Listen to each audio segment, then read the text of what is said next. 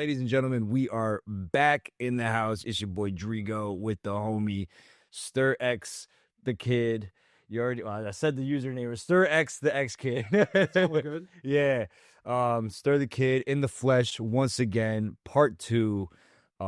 It's gonna be a good time. Ster, what's going on, my boy? Thank you for being here. Bro, pleasure. I'm here a second time, so you know I enjoyed it the first time. So Yeah. pleasure to be here as always. Yeah, it's great. Pretty calm day. I definitely took some time out to pull up. I had to. Yeah, I gotta pull up. But yeah, everything's been great, man. That's what's up. Yeah, thanks for being here. Cause like I always, even just like when people just pull up to the crib, just like visit or whatever, you know, I always, I know the feeling of the drive because I used to do that drive back and forth all the time as like a kid and as a teen and as an adult. And like I personally get used to the drive from here to New York all the time. So like for me, it's kind of like a walk in the park now. But like other people don't do it all the time. So it's like I always feel grateful when people pop out, they do the long drive, and I'm like, damn, like thanks for pulling up. So that's kind of like the attitude that I kind of approach all this shit with. So because I know you're a busy guy, you know, and we're about to get down and dirty with what you've been busy with. So yeah, I mean, since the last time that you've been here, bro, like what's up? What you've been up to? Yeah. Pretty much same old. One thing I will say, I'm back in the gym now. I'm working out a lot more again. Say that. I just hit what I hit? I think like 258 max bench like a week ago, last week. Yeah, definitely last week. Damn. So yeah, 258 max bench. I'm happy about that. My goal is trying to hit that 300 club. I'm trying to get the triple 45 plates on there and damn, wow out. I'm trying to get it. Damn, that's what's up. I had my boy Miles on the last episode because I remember him. Yeah, and yeah, he's been getting a lot more into fitness even since the episode that him and I recorded with each other, because he's always been more of like a creative fashion kind of guy. Like him and his family are very big in like photography and fashion, which is kind of like why I wanted to pick his brain on that on the last episode. But like on the side of his life, he's always been like a fitness kind of guy. And like he even says that, you know, like there's been some times where he's like slacking, and then like he also got injured. He like broke his toe or foot or something like that, so he couldn't, like, I don't know what the specifics are. Miles, if you're watching this, sorry I'm butchering your story. But it was, you know, point is like because of all that, now like I can notice even with him, like there's been like a direct transition. Like he's been just 100% focused on fitness, and like doing that episode, it made me feel what's the word? I had like that sort of conviction, you know. It's kind of like, damn, like I gotta be working out, you know. So, like, and unfortunately, I've also been slacking, you know, with all the stuff that happened with the house and living in the backyard, and just like with work and responsibilities and shit like that. It's like I still haven't really gotten to the whole like back into the fitness game kind of thing. But then it's like another motherfucker like you pops in here. He's like, yeah, I've been working out too, and it's like. It's like, thanks, guys. Thanks. Thanks to both of you motherfuckers, bro. And then my boy Charlie, he's been working out too. So it's like, damn, dude. That's a sign, man. Yeah, so it's all that's to say that like you guys have been making me feel like shit, so thank you. I really appreciate it. You come to my house and make me feel like shit. Thanks. Hey, man. I guess it's something got to come with a price for the drive. Get the fuck out. No, but like point is it's good to see, you know, people take care of themselves and shit like that. Like I love that for you guys, and like because everybody has their own creative ambitions, which is why I have you guys here on the show to talk about and that. But then it's like also on the side, it's like, yeah, I do my life and streaming and creative stuff, but I also like really take care of myself, and that's like that's really fucking solid to hear. So absolutely. Yeah, no, so that's what's up. One of the things that like caught my attention, because I had wrote it down in my notes. I remember the last time that you were on here, you said that you were not like on full break from Smash, but you were like, I'm just not playing Smash like how you used to. And that was what you said in the last show, and I had noticed it. But now since then, you've kind of like trickled back into Smash quite a bit, and even last night's stream you did the first, what was it, like hour or so just in Smash. And so like I was kind of curious to like pick your brain on like why you're back on the Smash flow, why you I know you mentioned why you took a break from it last time, but you could kind of reiterate why you took a break from it, and then like why you're back on it now, and just kind of elaborate like why is that Smash urge and itch kind of back for you? It almost never goes away, and if it goes away, it finds its way back. But the main reason why it was like I believe I went over it from the last time, but I'll give a little brief again. Obviously, it was more just, and now that I'm older, I just don't have the time as much as I used to.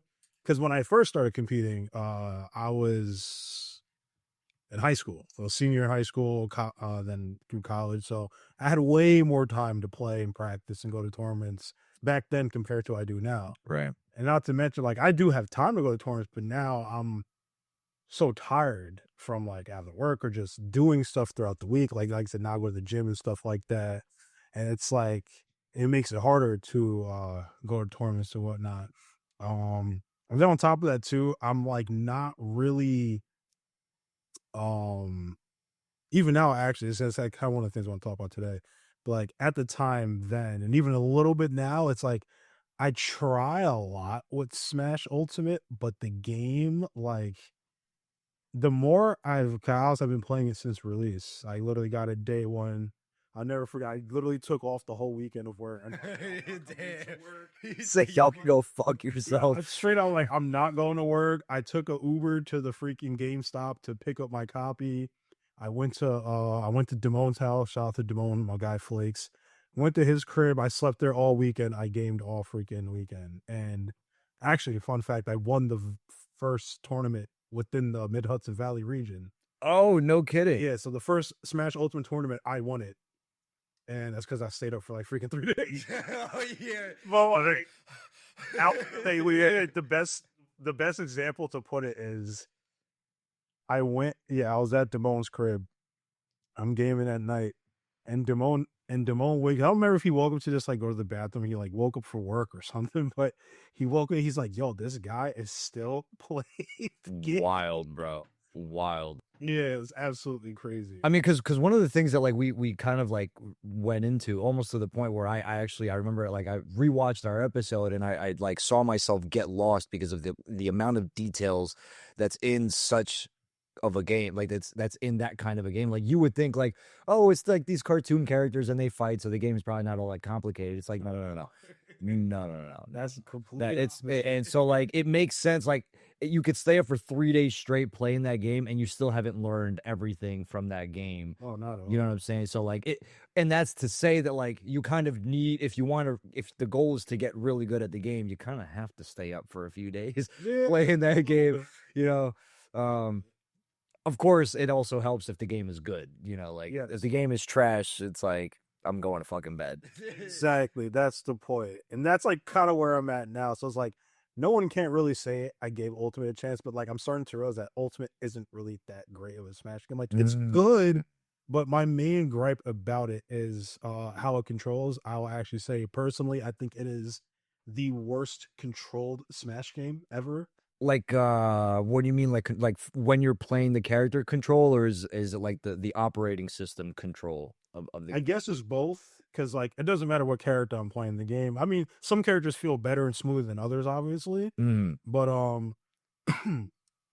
but like just down to the core, like it just does not control good, in my opinion. I mean, I won't even say in my opinion. It's actually kind of a fact, because at least for me, I can go back to any Smash game, like from the very first one on Nintendo 64 till the last one that came out, which was on the Wii U, and I can play all of them completely fine, no problem. Like, yeah, I might have to warm to like the game engine, obviously, because all of them are completely different. Right, of course. But like, eventually, once I get used to it, like it's fine. But like Ultimate, I'm still, it's like, well, like one of the biggest things people have a issue with is like they will SD with an air dodge. Has been a problem in the game since the game came out. It used to be a lot worse, actually. They did fix it, but it still happens. So it's like, like the buffering system in the game really messes with me. So it's like buffering, just a quick little gaming lesson. Buffering something. So pretty much think of actually like a video buffering. So it's like it has to load, before you can watch it. So in a sense, with buffering in like a fighting game or whatever, you can press a button and you can press another button earlier, depending on when you press it, the game will kind of throw it in a list or whatever. And you can say, so let's say like I pressed A, and then as my character is doing like jab, I pressed A, and then I press B within like my character doing the jab. After they do the jab, they will immediately do the B move without me pressing it. But I just put it in the because you already right. so it's like that. But yeah, the buffering system, that's why it's like SDing with air dodges. Cause like I'll press an air dodge and like the air dodge will come out like 20 years later. Like sometimes it just won't even Yeah. And that's no good in a game that's kind of about speed. Like exactly. Like any fighting game, like you want the absolute most responsive controls. And what you're saying is that like it's the control sucks in that regard that like the inputs are just too slow. Yeah, I think the game is not that responsive at all. And then you also have, I feel like I wouldn't say the game feels stiff, but like it kind of feels stiff. But yeah, it's like I'm playing like especially me, like I play Nest, play character like Nest. There's a lot of times that I have to be precise, contrary to belief, but a lot of times I gotta be precise. And then I've even stopped playing certain characters. So for example, I used to play I don't remember. I used to play Peach. I used to have a really good Peach. Yes, I yeah. even touch her in this game because of how it controls. And she's so good at this game too. But like literally the game itself turned me off from a character that I love playing so much. Because it just I can't always fight with the game to play the character. Yeah. No, and it sucks because she's such an interesting character. I remember like you can really like do a lot of stuff in the air with Peach. Like she was kind of one of those characters that can like stay in the air quite a bit. And to my knowledge, correct me if I'm wrong, but she kind of had like a little bit of a bigger hitbox than you would expect, or not a hitbox, like a range of her hitting. I don't know what the term is. No, hitbox was fun. Yeah, I don't. At least that's just the way I felt like whenever I played against her, because I didn't really use Peach. I would only play against her like whenever I'd fight you or one of the fellas or whatever. I can't remember which one of the fellas also kind of like pockets Peach, but I think it might have been DJ. I could. No, I don't think. No, we definitely didn't play Peach. I don't. It was one of you guys. I just vaguely remember playing multiple people that like kind of also. It might have even been Joel. That's who it might have been. Possibly. Yeah. But that was in the old. That was not in Smash Ultimate. That was in the previous Smash. Yeah. Smash 4. Smash 4. But point is she's a solid character, and it sucks that like you get turned off by the game to use her because it's like, damn, like it could be a solid character / weapon to use, but it's like, nope, you can't use it because the game is just too fucking slow. Yeah, absolutely. I wouldn't even say it's necessarily slow. It's unresponsive. Mm-hmm. Like it just tweaks out of nowhere. Like again, the fact that people are still like randomly SDing to air dodges being buffered out by accident or just not even coming out in general, like it says a lot. And there's so many times like I want to like run up shield for an example. And I know dang well I'm like holding the shield button, but like my character is just sitting there and I'm like, what are we doing? Yeah, I'm like, what's going on? Protect yourself, my boy. Yes, please. Like put your hands in. Put your hands in, please. They're throwing the towel. It's sort of coach, come on, man. Yeah, that's where I'm at with it. And then also now you have the added cherry on the top of the DLC characters. Oh no. And that is especially has gotten me to the point where I don't even want to play anymore. So I'll bring it all the way back to when I first took the break from the first episode. It was the same reason, but what got me back into it was because I got friends and homies over in Westchester County. That's where I compete at. Shout out to the Westchester crew. But yeah, I've been cool with them for a bit. I've been hanging out with them and competing with them for a bit. But playing them for so long, and even till this day, it's like I love competing over there. I love playing with them. Even the people that travel to go over there, like got people from like Jersey, I go there. People from Long Island that come over to Westchester. Like a whole bunch of people come to the events over there, which is great. And it's like competing in that region has always been fun. And even seeing how all of them improve, like even like the people that were already stupidly good still improving, people, newcomers that I see, they come in and they're improving. Like it's the competition for me. Yeah. And it motivates me because I know for sure what I can do. Like I know where I'm at. I know what I can do. I know who I can be. Even if I'm not there now, I know I could get there. Right. And that kind of pushed me for it. But then when I'm in, when I'm actually in it though, and I'm actually practicing and playing, it just eventually my feelings just come back of, I cannot take this game. You're like, damn, dude. I cannot take this game. And like I said, the DLC does not help. You got Steve, which is my most hated character in Smash Brothers history. I don't even think that character should have gotten in the game. Wow, really? Interesting. I'm not saying I disagree or agree. I'm just like surprised to hear you say that. Like, because I feel like on paper, it's such a cool concept and such a cool character to introduce, especially like given the size of the popularity of Minecraft. I feel like that was a perfect combo to like introduce him into Smash. Yeah, for sure, for sure. Like I don't disagree with that. I 100% agree with you. But the reason why I never wanted him in the game, that was my number one character that I never wanted in Smash. And the reason why I never wanted him in Smash, because I feel like he does not really fit Smash. And if he's going to be in Smash, he's going to be ridiculous. And hence, here we are. The best character in the game. And he is ridiculous. Oh, I see. So you're saying that like, yeah, like he shouldn't be in the game because he's kind of like too fucking good. Yeah. I wouldn't even say, well, that's part of it. But again, it's like they're not gonna, how can I say, like, in order to put him in the game to make him like Smash, it's like, it's hard to do so because I can't really speak on it because I'd never played Minecraft. But again, I know if they put him in the game, they're gonna have to make him do a whole bunch of BS, which is kind of what he does. Like Steve literally plays his own game. He does not play Smash in like a fundamental way, in a sense.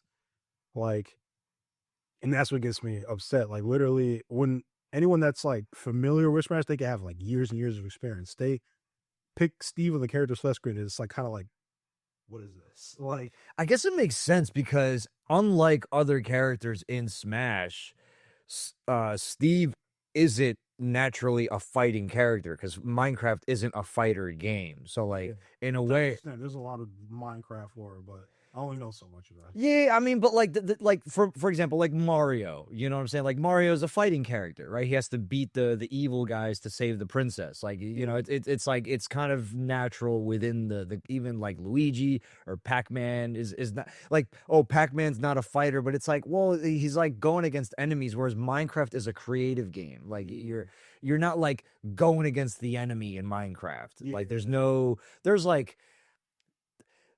Minecraft is a survival game, so by nature, yeah, there's like you're trying to avoid death in the game, and like I guess technically that's like a fight, but like not really. I don't know, like I'm more of a visual guy. Like I'm looking at characters like Mario, right, or Pikachu. Like these are characters that are naturally fighters. Like the whole point of their respective games is to fight to beat the enemy. Whereas Minecraft, you're building houses, you're mining, you're mining and crafting. Yes, it's in the name. It's in the name. It's in the fucking name. It's the brand.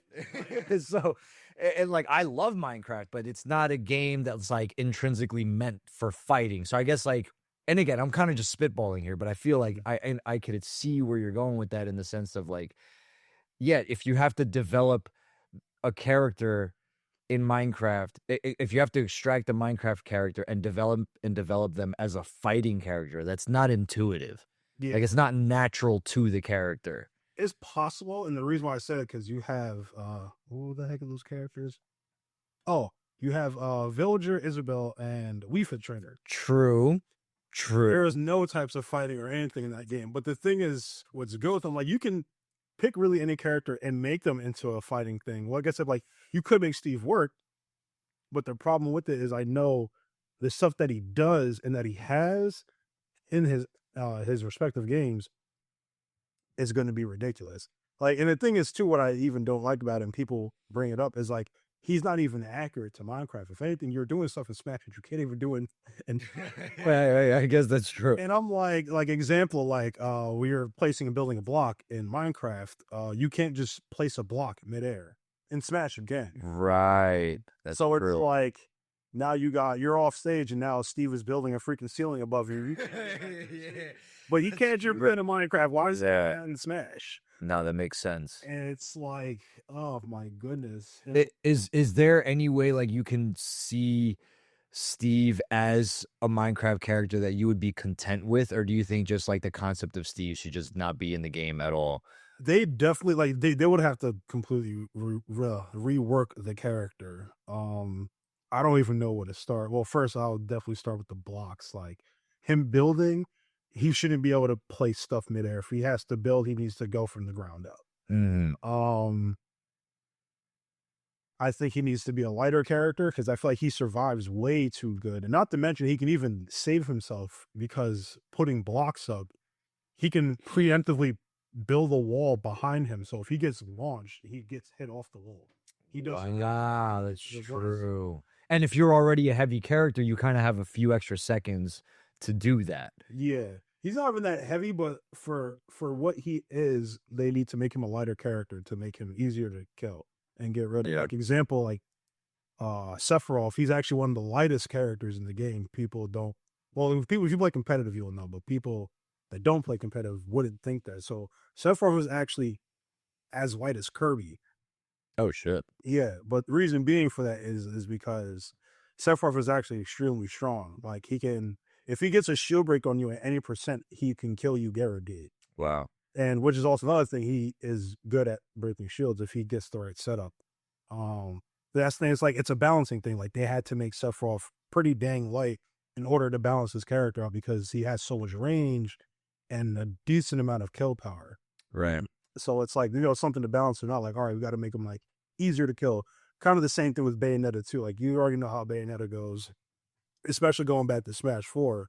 But she was a light character though, so you was at least able to kind of get rid of her early, type of thing. Like you're not struggling to kind of kill her. Steve can kind of just survive longer than expected in a sense. There's times I'm hitting it and I'm like, how is this character? How is he living right now? Yeah. Yeah, and it makes sense because it's like Bayonetta was such like a strong character. Like I hated playing against her, but like it was good knowing that like if I can just do a lot of damage early, I should be like good to go.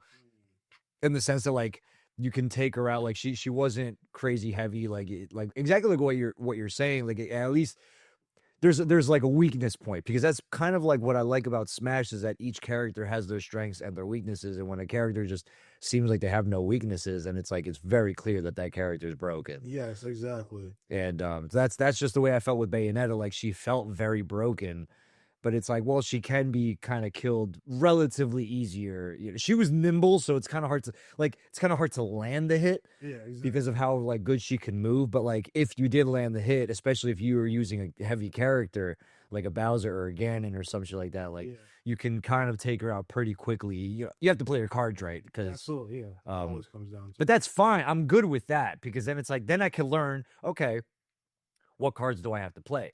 But if they're nimble, hard hitting, and they're also heavy, it's like, well, now I don't know what the fuck to do.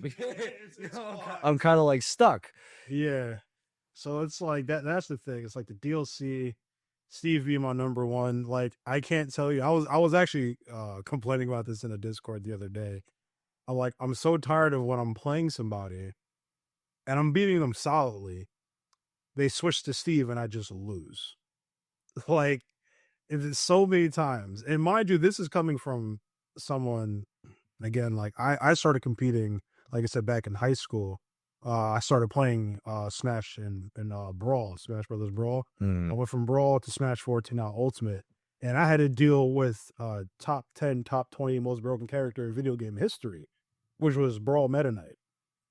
And that character was absolutely ridiculous. But I feel like the thing that kind of separates Brawl Meta Knight from like Steve or even a little bit of Bayonetta in Smash 4 is he still adhered to the game's rules almost. Like he still had to play Smash. He just played Smash in a really messed up way because of how much stuff he had. Kind of the same thing. Well, Bayonetta was like half and half. I feel like she was like kind of her own thing, but also still played Smash. But I feel like Steve was just completely, he's playing Minecraft and he's not playing Smash. He don't give a fuck. Yeah, it's his it's his world. Yeah, everybody else is just living in it. It's getting nuts. And like, are you the only one that kind of thinks this way, or does the Smash community kind of recognize, like, because I mean, I'm sure like if they know that Steve is like an easy cop out character, if they're losing and they're like, fuck it, let me just pick Steve, then like I feel like there's got to be some sort of awareness that like everybody knows he's kind of broken. Oh no, see, everyone knows, but this is the thing about it, and the problem that the Smash community has been having since Brawl, actually. So the thing is, people are always so like, what's the word I've been looking for? I guess I could say cautious when it comes to banning characters, which is agreeable because you can't just really ban something outright without the data, which is true in a sense. Then there's certain things like you just kind of have to look at, like, yo, this has to go. So like the problem is where it all stems from, which the excuse that almost everyone uses is like, oh, well, we didn't ban Meta Knight and Brawl, which the character should have been banned if you ask me. And then people are also like, oh, but we didn't ban Bayonetta in Smash 4. Again, another character that was definitely ban worthy. And then it's like they use that as an excuse like, oh, well, Steve is not nearly as bad as those characters. Yeah, but he's up there. Yeah. And then another thing, it's like people see like, oh, if we can overcome that, we can overcome this. But it's like, let's stop making the same mistake. Right, because we're already a few smashes in. Like we should already kind of know what the fuck the problem is. Exactly. Yeah, like, we've been through our history of learning. Yes, like we know what it is, and then now what happens is when you wait too long to ban a character, now it's so many people are playing them now. Yeah. Now it's like if it's like a huge major tournament bans them, and now that event is suffering from people not entering because their character is banned. Yeah. And then it's like, oh, well, it's too late now. Like everyone's playing Steven. It seems fine. We're going to keep the character. And then it just literally history has repeated itself from Brawl, Smash 4, and now. They don't have any like current bans for anybody, right? Or do they have a ban list? No character bans. I think the only thing, actually, I don't think there's anything banned necessarily. I'm trying to think. Actually, there's a Steve Tech band. So there's actually a way for Steve to cancel his hit stun, which is another. I don't even know how it works, so I can't speak on it. It's so complicated, it's even beyond me. Yeah, supposedly it's not easy to set up, but then like there's videos of people like, yo, like I did this like my first match online, like it's not that hard, but like yeah, he's able to literally live. Like you can literally put Steve at like 999%, hit him with something, and if the glitch is activated, he's not gonna die. Like that's fucked. He will get set flying, and he's not gonna die. Like literally. What? I don't know how it works. I don't know what happens. I forgot it, but that's another thing. Like that tech, that's obviously banned. But the thing that sucks about it now is because it's hard to tell when the glitch is activated. I was gonna just ask, like I didn't want to interrupt, but like I was like curious, like how if it's like a move, like I can understand banning a character because it's like, hey, you just picked that character, stop it. Yeah. But like the move, everything's happening so quickly, like, and then what do you even do? Like, how do you even spot it if somebody does sneak it in or whatever? Like, supposedly, like them said it because like I forgot the whole process for it, but supposedly the setup for it, it's like, oh, it's obvious he's setting up the glitch or something like that. But then there's times that like you never like it can just happen on accident. Like so much stuff happens in a Smash match. You know what I'm saying? Like yeah, anything can very easily happen by mistake, especially a character like Steve. So it's like you can't tell, and then like, unless it's something extremely obvious, like there's no way he lived that type of thing. But like other than that, like there's a certain situations like you can't tell. It's hard to tell. Like okay, like maybe with some good DI he lived that, but like we can't say. We don't know. It's hard to tell unless it's extremely obvious that okay, he hit him with this move. He's at this percent. And he didn't die. Okay, yeah, the glitch was there, type of thing. It's hard. It's hard to tell. Yeah, yeah. What would be like? Because I'm curious. Like, because basically one of the things that we're kind of touching upon kind of early here in this episode is kind of like these issues with the game, and not saying that like the game sucks or anything, because I love Smash as a concept and all that stuff. Like I love the games, and I get to play it a little bit simpler because I'm not a fucking pro like you. You know what I'm saying? Yeah, I kind of have like this more amateur perspective on the game, so for me like the game is fine, but from somebody who like actually like will compete within the game, what is something you think, like, what is one or maybe some of the top lists of the things that like you would drastically change about the game? The first thing, I'm easily tackling the controls. Easily, The responsive thing, right? the Yeah. whole responsive. Like that game needs to be responsive. It needs to act accordingly. Whatever you want to put it. Something sort of like Brawl. Like, Yeah, I wouldn't even say, bro, just any of the Smash games. Because yeah. all of them are responsive to me. Like I said, I can go to any Smash game and I can play it as if, well, not as Sib. I can play it as if like I didn't lose my touch almost. Yeah. But yeah, that's the first thing. Obviously, I would balance out some characters. So like Steve is the only problem, mind you. By the way, there's a few characters within the DLC that are most definitely a problem. Even some non-DLC, some of the base game characters. But like the just straight up offenders is, for DLC at least, Steve, obviously. Min Min, oh my goodness. I would say I'd rather fight a Steve than a Min Min, actually. Oh, Min Min was, that's the spring mother, or not a spring, the like, yeah, the one Spring, yeah. okay, I didn't know what it technically was because I don't know the, but like I remember I kind of like using Min Min.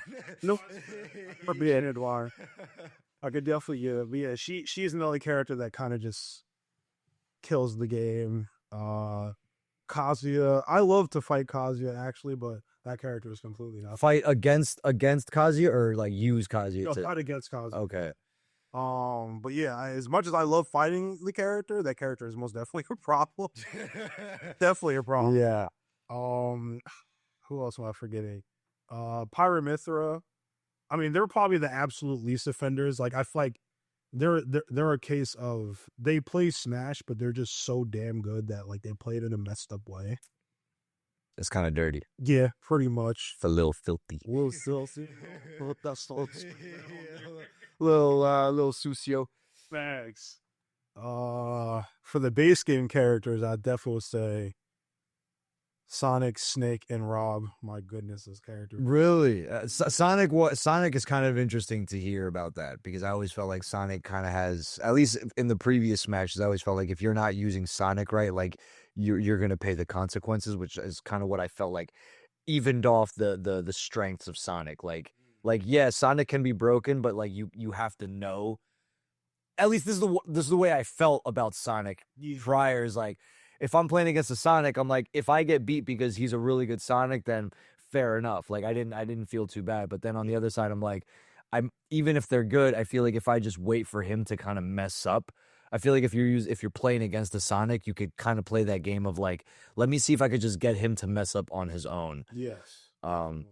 So that's kind of why I always felt like Sonic wasn't a character to be broken. So it took me off guard when you just said Sonic as kind of a character that you would adjust. Yeah, I would just like, I wouldn't judge him crazy because you're still right. Like again, like you said, like you gotta know how to play Sonic. You gotta do stuff. He could be punished for his mistakes and stuff like that. So he's a character. I'll nerf him by the absolute slightest. I don't think he needs the craziest. But there's a little bit of an edge that you're like, I think this should be sanded a little bit. Like, yeah, very little. Yeah, because realistically, like when I look at Sonic, he's just a really good character. Yeah, like I wouldn't call him necessarily broken too much. He's just a top tier character. Yeah. So like every game's gonna have their top tiers and their bottom tiers. Like he's just a really good character. Who else? Rob, that character is absolutely so fuck Rob. Rob is so crazy. Like I would definitely nerf that character's frame data a little bit.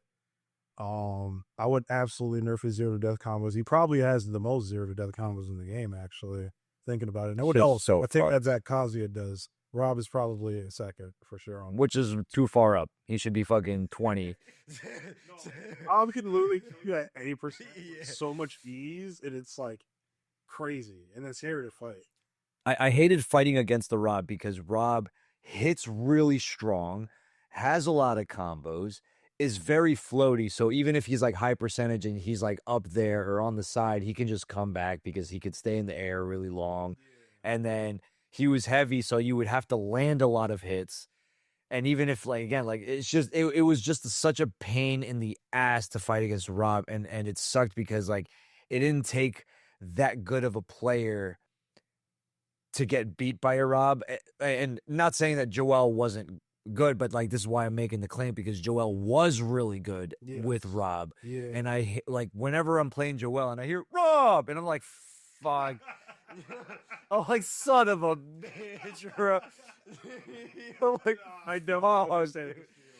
like, damn, I'm like, fuck it, you just win. Like, I pass the sticks immediately. I hear Rob, and just pass the stick. You're next.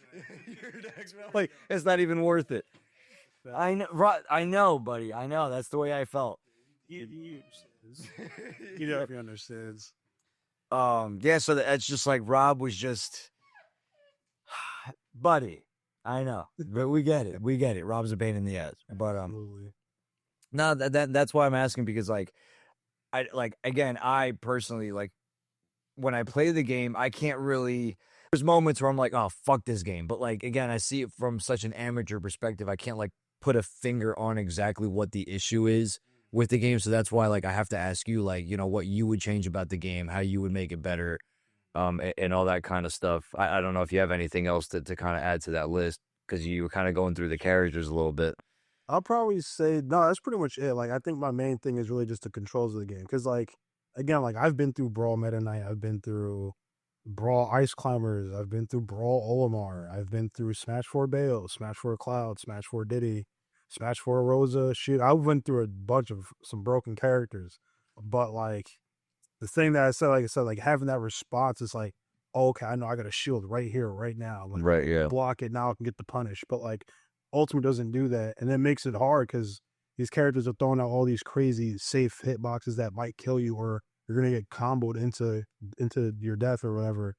And that's one of the hardest I'll say that what gets me annoyed with Steve because he has one of the best moves in the game, if not probably the best move in the game, is a minecart. So Keep that. I saw you using the minecart quite a bit. throwing it out. It just my buddy and I were watching the stream, and when you were using the minecart, it's like we're watching tennis. We were just kind of like watching you do that, bro. Really, it's like it's such a good move, and it does so much. So like, I call Steve Minecart Banjo Wonderwing on steroids. Banjo side B, but he's like fully invincible. It goes full stage, and yeah. and it kills you. But the thing now with Minecart is, it does that. Even goes further than Banjo's Wonderwing. He can jump out of it, and now when he jumps out of it, it is a projectile command grab, which has never been in Smash. That's some shit. And now you get stuck in it, you have to mash out of it. And now he can kill you or combo off of it. And now another thing with mashing out of it is no matter how fast you mash out of it, you always get put in an animation getting taken out of it as if someone grab release you. So, like you grab someone, you just hold them and they eventually break free. Right. So it always puts you in that animation, which allows Steve to also follow up from it. Even if you mash out of it like the best you ever did, right, you're still going to get hit because you get put in that animation and now you're gone. You're done. And now what makes it harder because you see how much I was using it on stream last night. Yeah. Now put that in the game that's not responsive. And I'm trying to shield it or I'm trying to jump from it or roll. And now I'm getting hit with minecart 1,000 times because the game just doesn't want to work. Yeah. So that makes it like, and that's kind of what you mean, where it's kind of like it's not even Smash anymore. It's just Minecraft fighting game. It's like its own fucking thing. I like it. At least that's what I'm picking up from what you're saying. No, there's moments like that where you're like, this is not Smash. Yeah, it gets me annoyed because I feel like for sure if the game was a lot more responsive. I feel like a lot of characters, I feel like the tier list would actually change up if the game was a lot more responsive. Like you could defend yourself a little bit better from something like that. Exactly. Like, what's a move I could say? K. Rool. When he throws the crown, it's very obvious he's throwing the crown. He freaking takes it. He does. There's like a wind up. Yeah, the softball wind up, and he throws it. And like, okay, I'm gonna run up and press the shield button. Game just tells me no. I get hit with crown. Now I'm getting up aired at 100 and I die.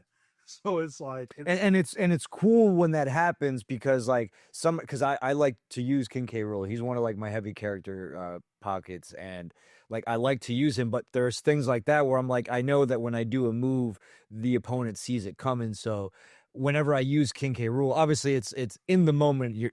It's hard to like play micromanaging each move. You're kind of also playing on impulse, but at least when I play him, and that's why I'm taking in what you're saying is that like I have to take into account, especially if I'm playing somebody like you, where it's like, all right, I know he's going to see this move coming, so I have to do other moves to kind of put you in like a.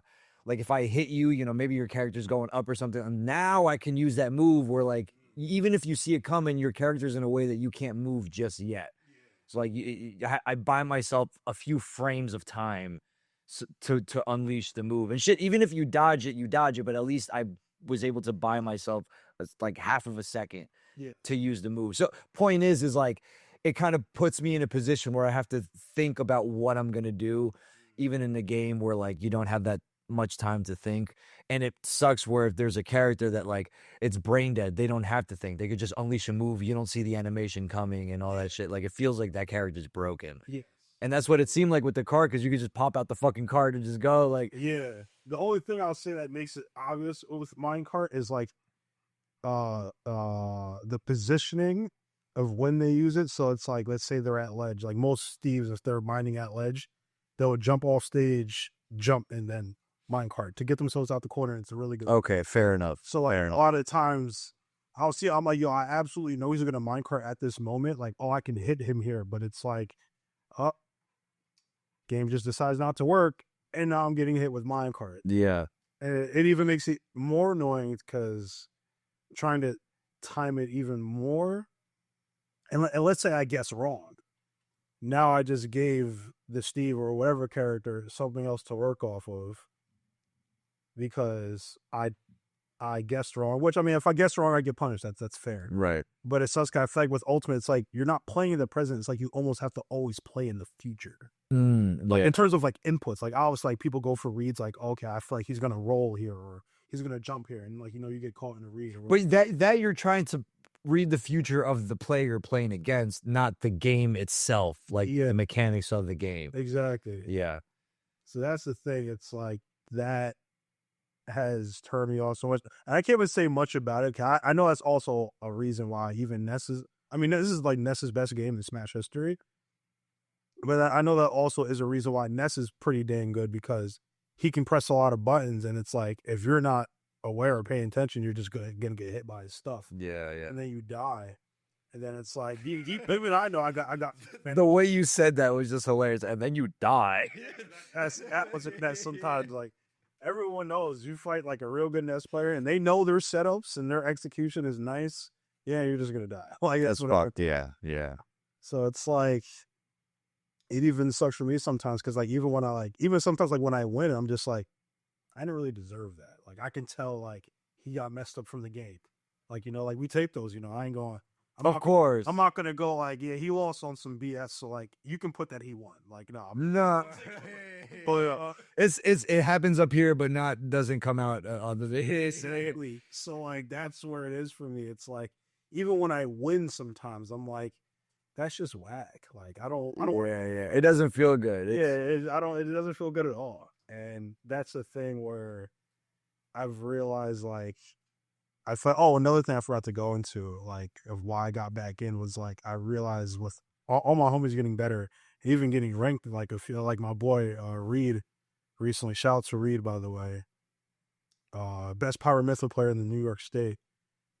He just got ranked in New York. Nice. Recently, top 15, he's number 15. Damn. But he's really good, and this is his first time getting state ranked. So like he's been coming along greatly, and like a bunch of other people in the Westchester region. But like seeing that, like it motivates me. Even seeing other people that have made it on that I know, like, yeah, I've had some close games with this guy. If he's got on it, like I can get on it too, type of thing.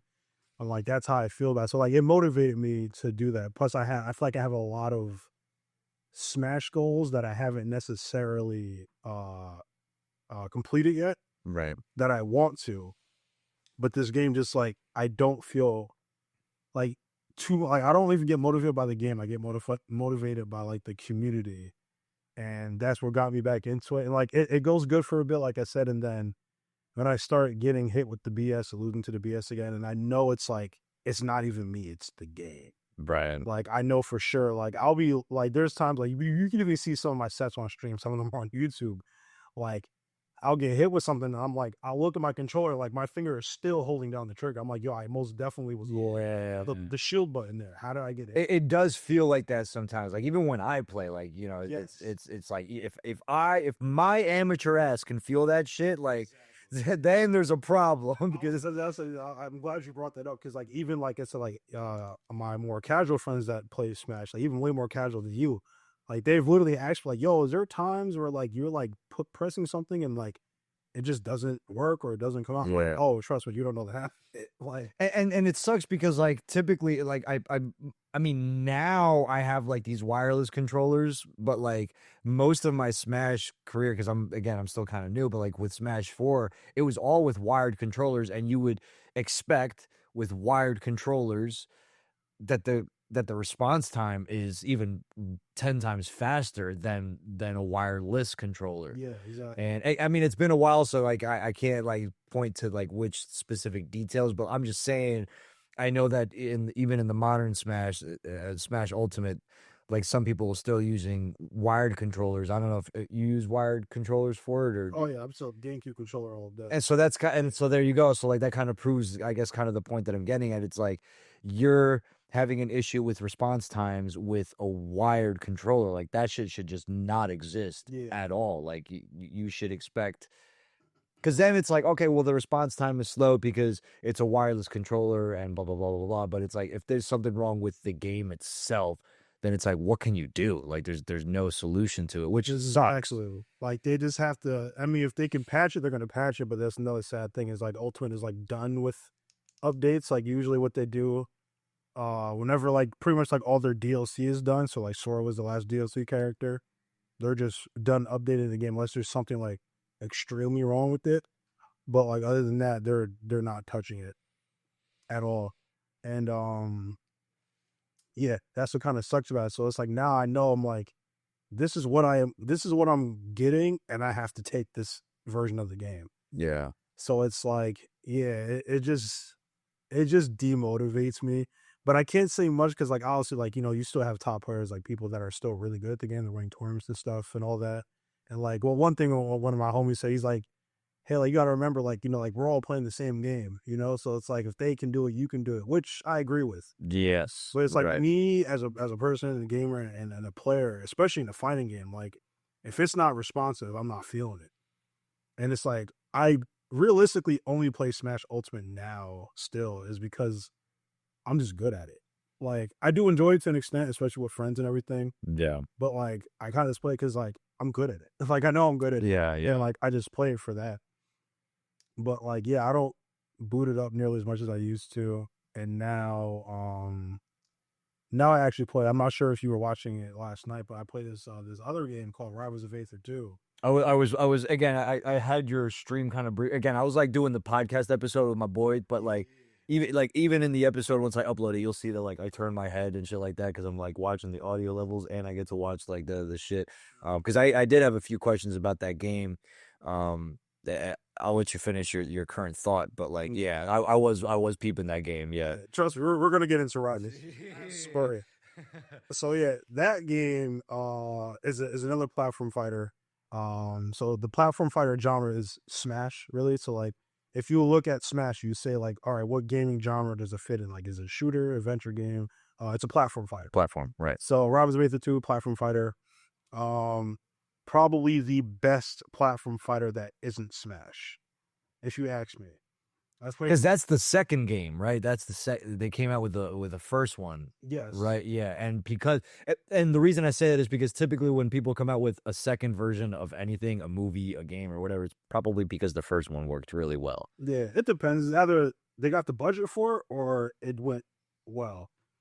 Because example I was saying with that was Nick All-Star Brawl 1, the first one. It was all right, but it died very quickly. And the second one came out, and they kind of took notes from the first one, made it a lot better. And it's not crazy big now, but it did way better than the first one. And it's holding itself on right now. But yeah, so now I've been playing Rivals of Aether 2. I dabbled with the first one. I did play it a decent amount, but I never like went crazy in it. So the Same here. first one, what is it? The first one, it was very, very unique actually. So it was actually in pixel art. It's more of like a 2D type of game. Yeah. It's in pixel art. There's no shields, there's no grabs, and there is no what am I missing? There's no ledges to grab on. Like when Oh, you're right. Yeah. You're right.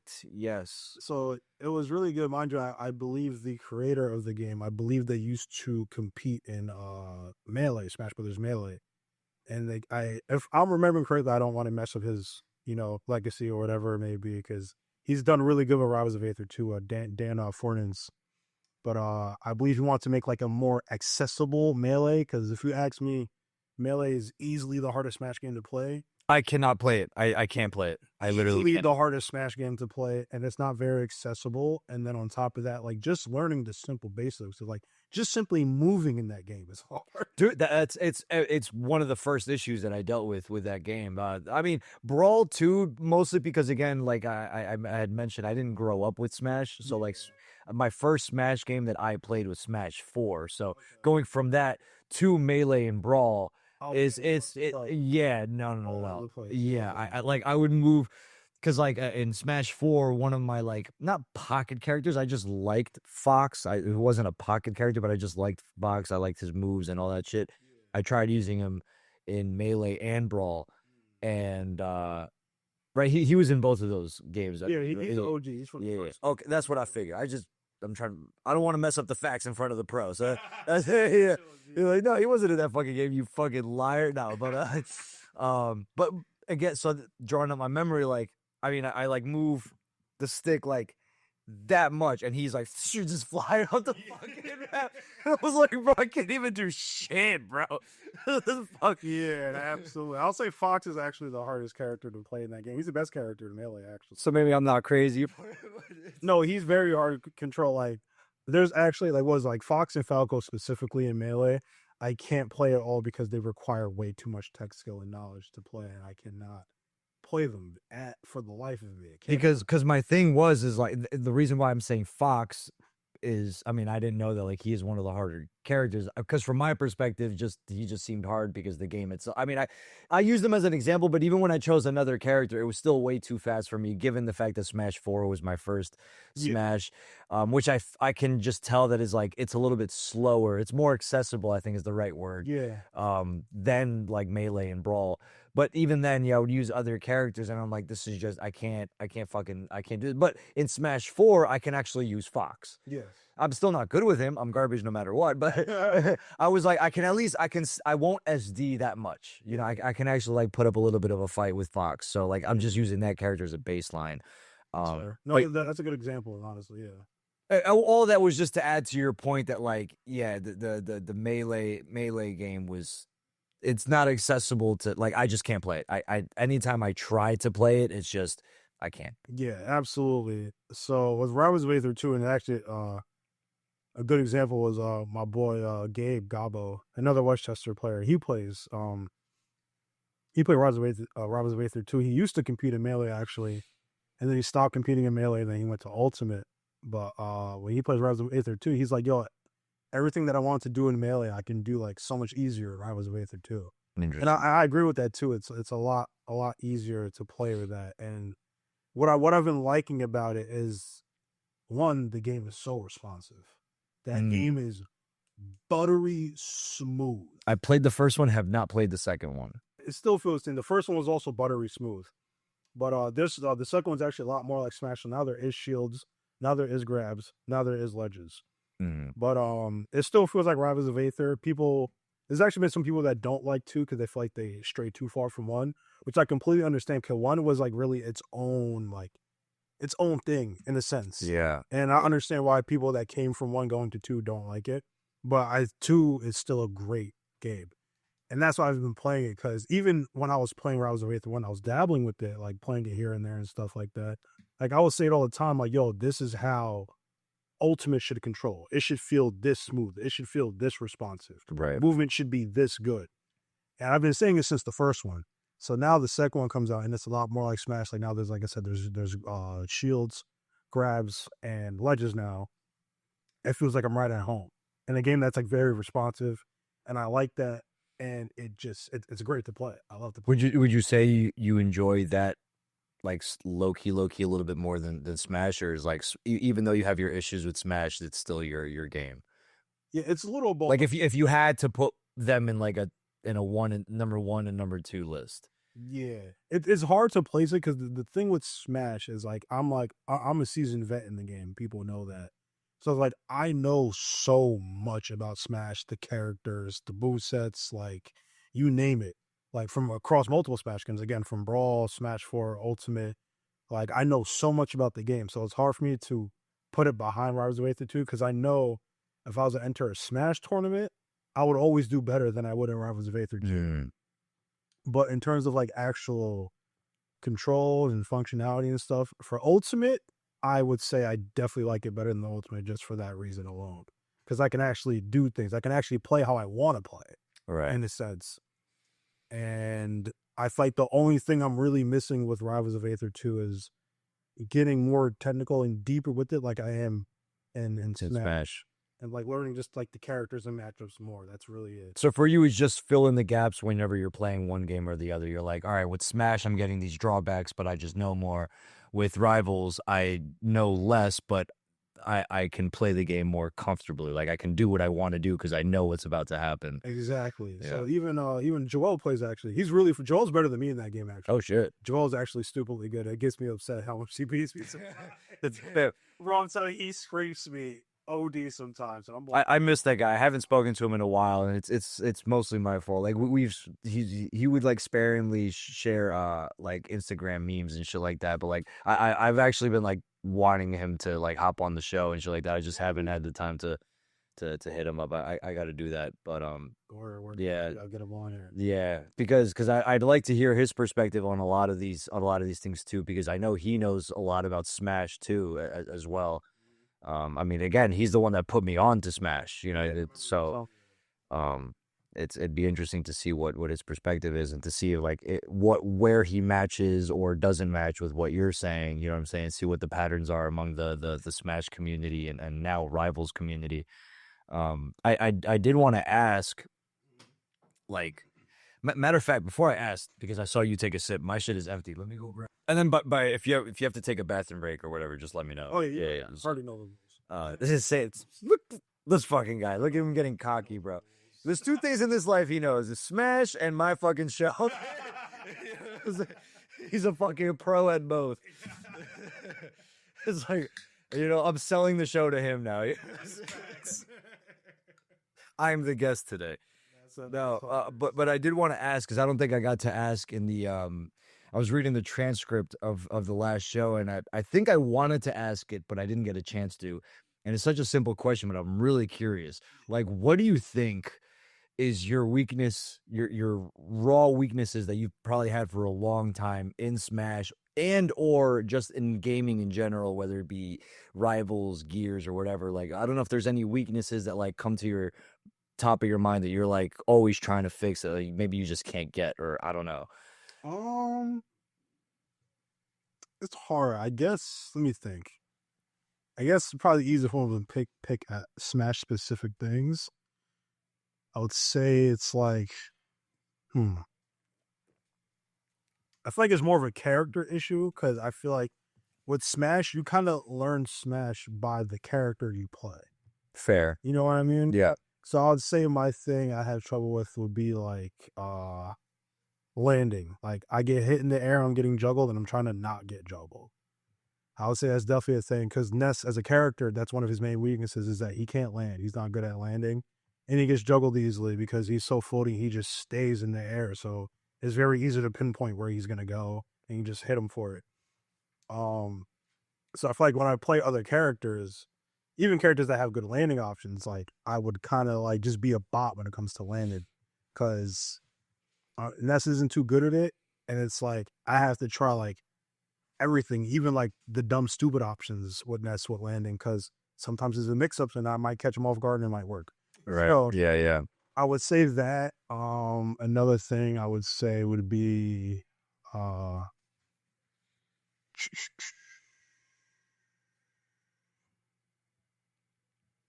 what is it? I'd say reacting. Actually, no, I wouldn't say that. But what I was gonna say, I'll say it anyways. But I take it back. What I was gonna say is like, uh, reacting more off of something when I don't think I'm gonna hit something. Like I'll go for it, but if I'm not confident in it, I'll like retreat or whatever, get away, Like hesitate. or like just go on defensive. But like I'll end up hitting it, and I need to get better at like, oh snap, I didn't think I was gonna hit that, but I hit it. Now I gotta keep going with whatever. Follow through. Yeah, with whatever I was gonna go with. That's a really hard thing to get good at though, because like there's a lot of things, especially depending on what combo or setup you're going for. Like some of them will have to require like crazy reaction time or crazy execution after whatever you just hit. And then it's like it's very hard to be like, oh snap, I hit that, and then like immediately do what you have to do. So that is a really hard thing.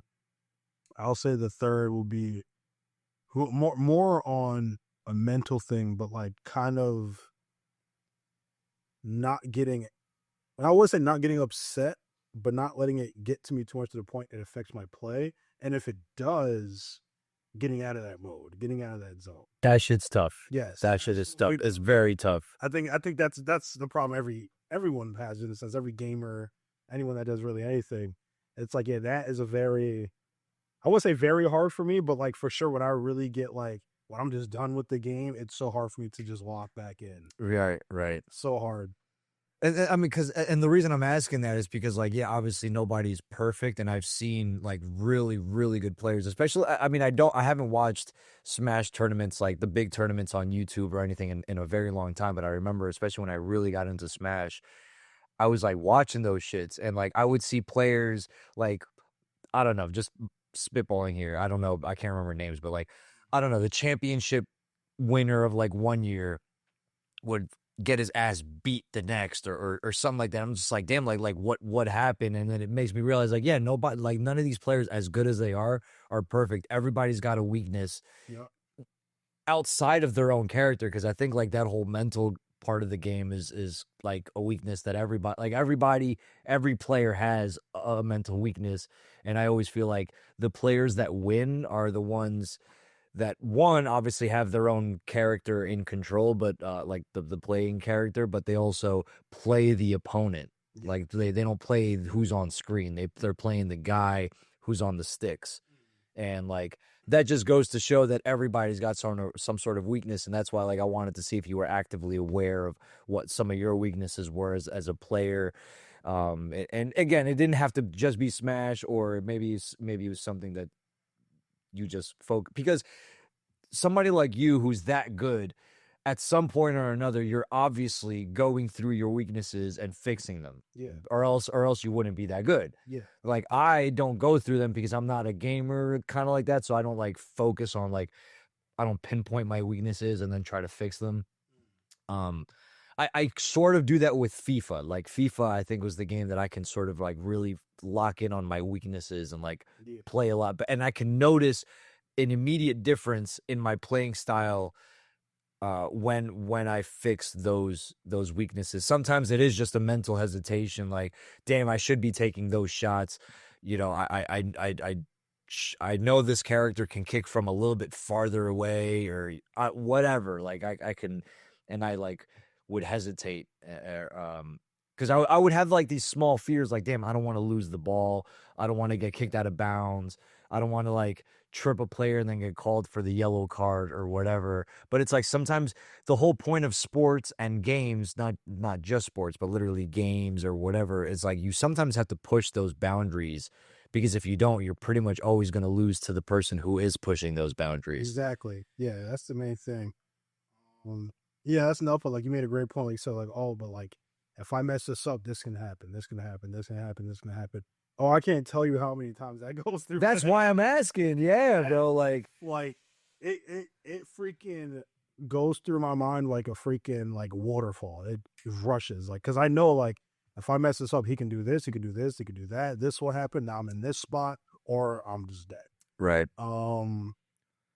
One thing I actually was gonna say that it just came to mind as you were speaking. Another weakness I'll say is And it's funny because Derek pointed it out to me. I don't think I'm the worst at it, but I realize that it is a problem. Is uh playing and fighting vertically. Ooh, interesting. So the reason why I say that I'm not the greatest at it is because, again, going back to what I said before, like you learn Smash really by the character you play. Right. So Ness, even though Ness does go up and down, like he fights, he has, a really good up air, always had a good up air. But realistically, when you're fighting Ness, he's really always coming at you with the forward air, like the little hand palm thing. He's coming at you. You got the forward air, his neutral air, his magnet, PK fire. They're all horizontal moves. They are, yep. So a lot of that is like that's really how he gets a lot of his stuff going, is playing horizontally, left to right. But when people start jumping up in the air, it's hard for me to kind of like not really react to it, but I guess attack at the right point or evade at the right point. And it even happens to me in rivals too, because I play obviously a lot more left to right, a lot more horizontally. Such an interesting topic, yeah. Yeah, but when I realize when people start not running back and forth or jumping left to right or even shielding, and I realize they start doing jumps, especially if they're mixing up their landings, I get really messed up and then I start getting hit. It messes up your flow is yeah. Yeah, like even if I know like, okay, like he's jumped in this position like 100 times, he's gonna jump for the 101th time, and they do it, I will even miss the read because I didn't position myself properly, because I'm not really too honed at playing vertically, right? Playing up to down instead of left to right. And I realize that's like a big thing that I gotta get better at in both games, because both my characters have really good juggling capabilities that can even kill off the top. And I really only play good vertically when I'm in advantage and I'm comboing, I'm juggling. But if it's in neutral and they're approaching me or we're just playing neutral, if they start playing vertically, I do get messed up with it a little bit. And then that's what I realized, I started getting hit and stuff like that. And then there's times where I noticed too, this nut that I've noticed this in Rivals of Aether 2, actually. I've realized that Rivals of Aether 2, and I noticed it applied to me in Smash Ultimate as well, was when I try to play vertically and up and down, in a sense, I'm always trying to like hard read the opponent. I'm not really necessarily playing it in a sense. So like I'm not sure how to put it into words, but it's again like I'm going for the hard read. I'm going for the hard prediction instead of like kind of covering a general area or moving around a general area nicely in a sense. So then now the consequence of that is going for such the big reads or such an unsafe read will put me in a bad spot. I start getting hit, I die, or just die. There's something to that, because if you play, let's say right now there was another professional play, maybe somebody who's just as good as you or whatever, just relatively speaking, he was in here, and then you guys play against each other. Whatever the outcome might be, the second you play against me, who's way more amateur, I'm probably going to be hitting you with a lot more wild card moves because I don't know the game like that. So like this is just how I'm interpreting things, because at least is what I've also noticed, even with FIFA, like in FIFA, when you're playing the like online games and there's like, they have these like 10 divisions, right? And so like the people in the 10th division, basically they just unbox the game, like they're the newbies or they're like new accounts and shit like that. And like the players at the one division, at Division 1, they're like the fucking top of the top. And what I've noticed is like players, it's sometimes I find it so much easier to get out of like Division 8, 7, and 6, oddly enough, than it is sometimes 10 and 9, because 10 and 9 is like these newbies or whatever, and it's like they're the guys that just do anything, and sometimes it's just so hard to read that. Like it's like this wild, like you just don't see it coming, because I'm like learning the game from focusing everything over here. Yeah, exactly like what you're saying. Like I don't have a generalized view sometimes, and then I'll play like somebody who hasn't played the game in a long time, and he'll just like do a stupid move or a stupid trip, and I'm like, damn, I didn't see that coming, because I didn't expect it. Because I'm playing these guys who are so much better. and they play the game more organized. But then there's like these wild card things from like newbies and stuff like that. So I don't know if maybe that there's something to that of kind of like what you're talking about. No, where 100%. like sometimes like that the hard read or like a certain type of read when you're playing against in a tournament or whatever is much different than playing some rando, because they'll probably hit you with a move that like isn't really used with a certain character or whatever, and just catches you off guard. Yeah, no, that's 100% a thing. If anything, I state that a lot with a lot of people, and that's always tell so many people within like tournaments or anything. I'm like, yo, never underestimate anybody, because even though like person can be complete hot dog water at the game, but if you're not ready for the random option they throw out or whatever, Yeah. you could lose. And I've lost that way myself. I lost that way myself a bunch of times. And even like playing Smash, like I was sitting there and I'm like, I would have to figure out how they play in a bit, because I'm like, why are they doing this option in this position and this and that? But I'm getting hit with it and I'm losing because of it. And I'm like, okay, I need to do something about it. Like, I don't get it. But then like, yeah, well, once I figure it out, once I get it, like it's all good. But yeah, that is a real big thing. And even then, like actually, who is it? Top player in Ultimate, Spargo from Mexico, one of the best players in the world. That's one of my favorite players to watch, actually. Mad good. Plays Spargo or Sparko? Spargo. Spargo, okay. Yeah. He is plays Cloud and Pyramithra. I said it in the other episode. Fuck Cloud. Continue. That's fair. No, I will say he will make you love Cloud. And the way he plays Cloud is like, it's up, bro. Oh, really? Yeah, his Cloud is really, really good. Like I said, he's one of my favorite players to watch. Wow. Absolutely. But he tweeted out on Twitter, "Oh, my fault, X, my fault. It's my fault. No one calls it X. Yeah, no one calls it freaking X. But yeah, he tweeted out. He's like, oh, like there is no bad option, and quote unquote no bad option. With regards to what again? Just like like you said, like you're playing like the 10th division of FIFA, and they're just doing random things because they don't know. Oh, I see. Okay. So it's like, and I agree with that too, because I play off of that myself too. It's like, I know they're not ready for this junk that I'm about to throw out, but I know obviously about it. And I'm like, and I also have things like, oh, if he reacts this way, I can hit this. If he reacts this way, I can hit this. If he does this, then I'm good to do this. And like, they'll just be like, yo, what the heck? Like, I've had so many people tell me before, like, yo, like, I've never gotten hit by that before. I don't know, I have to explain to them what it is or whatever. Yeah.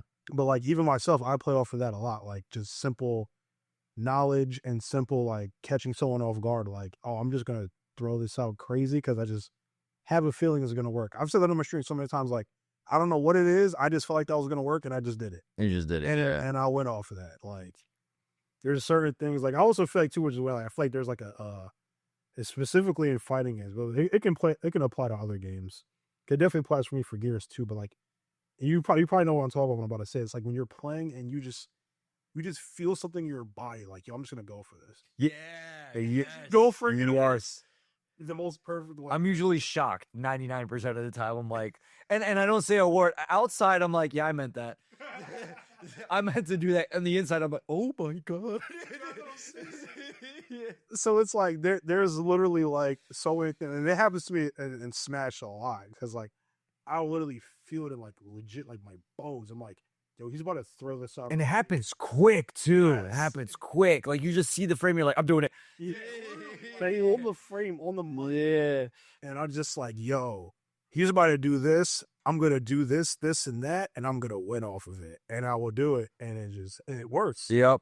Yeah. Yeah, that's a lot. That's definitely a huge thing. Actually, as a matter of fact, what game was it? Dragon Ball Sparking Zero. I'll play Derek in it. Derek's definitely better than me at that game, but I can like hold my own and stuff.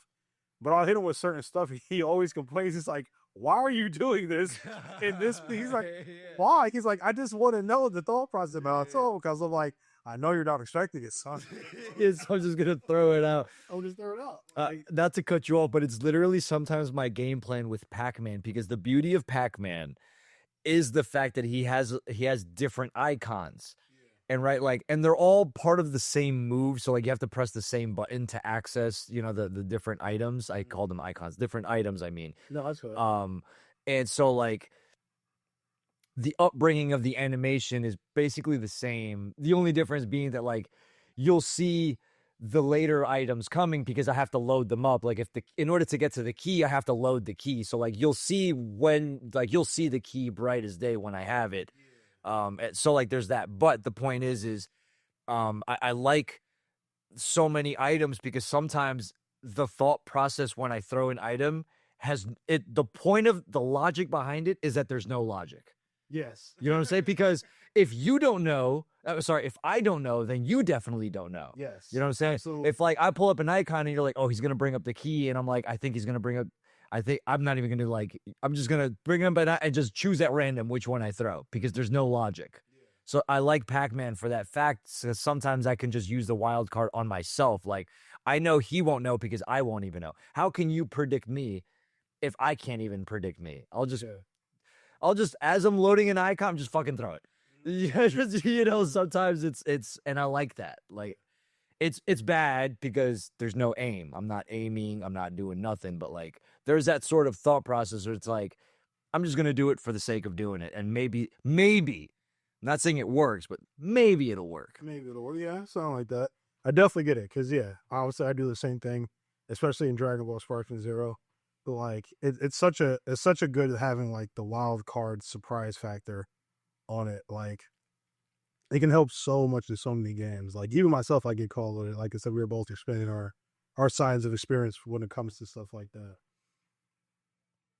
Yeah, it's just and the other thing, like whenever when you talked about because now that I'm talking about Pac-Man, and like I'm just putting two and two together in my brain. Pac-Man also allows me because even though Kirby's my main,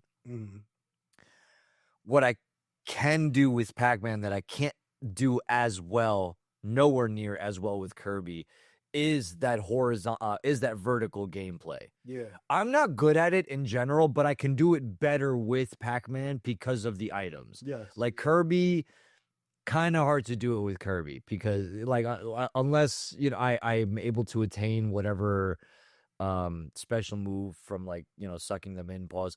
That's what I can't stand Kirby because whenever I talk about that move I have to like say I sucked you in. It's like damn it. Did that shit on purpose. Think of me like what's going on. What move did you do? Are you gay or are you not? It's like I no, I won't even say it. So but no, so that's like the one perk of Pac-Man, which is kind of sometimes why I'll use Pac-Man over Kirby. It's like if I notice that like I have to use that vertical gameplay a little bit more, I can't use Kirby that much because of that. It's like no, I have to use or even King K. Rool or some of the tankier characters like a Bowser or whatever because their up moves, their upward moves hit heavier. Yeah. You know what I'm saying? So like it allows me to because I'm not good at it, I kind of have to like take advantage of whatever their perk is. Yeah. And Kirby's not a hard hitter with regards to the up. Yeah. The up moves. I don't know. It's not just the up smash. Sometimes it's just like an up hit or whatever. So yeah, I don't know. That caught my attention because that's why like I was like, ooh, like when you talked about vertical gameplay being like one of your weaknesses because it's like it's very difficult to play because a platform game is based on left and right. Yeah. It's not like the platform is like this. The platform is like this. So a lot of the gameplay is like this. Yeah. Even like Mortal Kombat, like Mortal Kombat is mostly like this. It's horizontal gameplay. So like it doesn't surprise me when you say that that's one of your weaknesses, but like being how good you are at those games, it surprised me for you to admit that like, yeah, like that shit's tough because it's not easy. Yeah. That shit is not easy. I don't know. That's just like what I thought about with Pac-Man and when you talked about vertical and horizontal gameplay.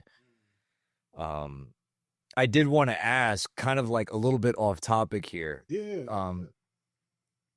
Because I know, at least from what I've seen on Reddit, Twitter, X, and even a little bit of like Instagram comments whenever I watch gameplay of any of the new Switch games, is sort of like everybody is not really a big fan of, and And I mean, I didn't cop it, so I don't even know if it came out yet, or maybe it did. I'm like so fucking left behind. But like, what do you think of the new Switch? I actually don't have one yet.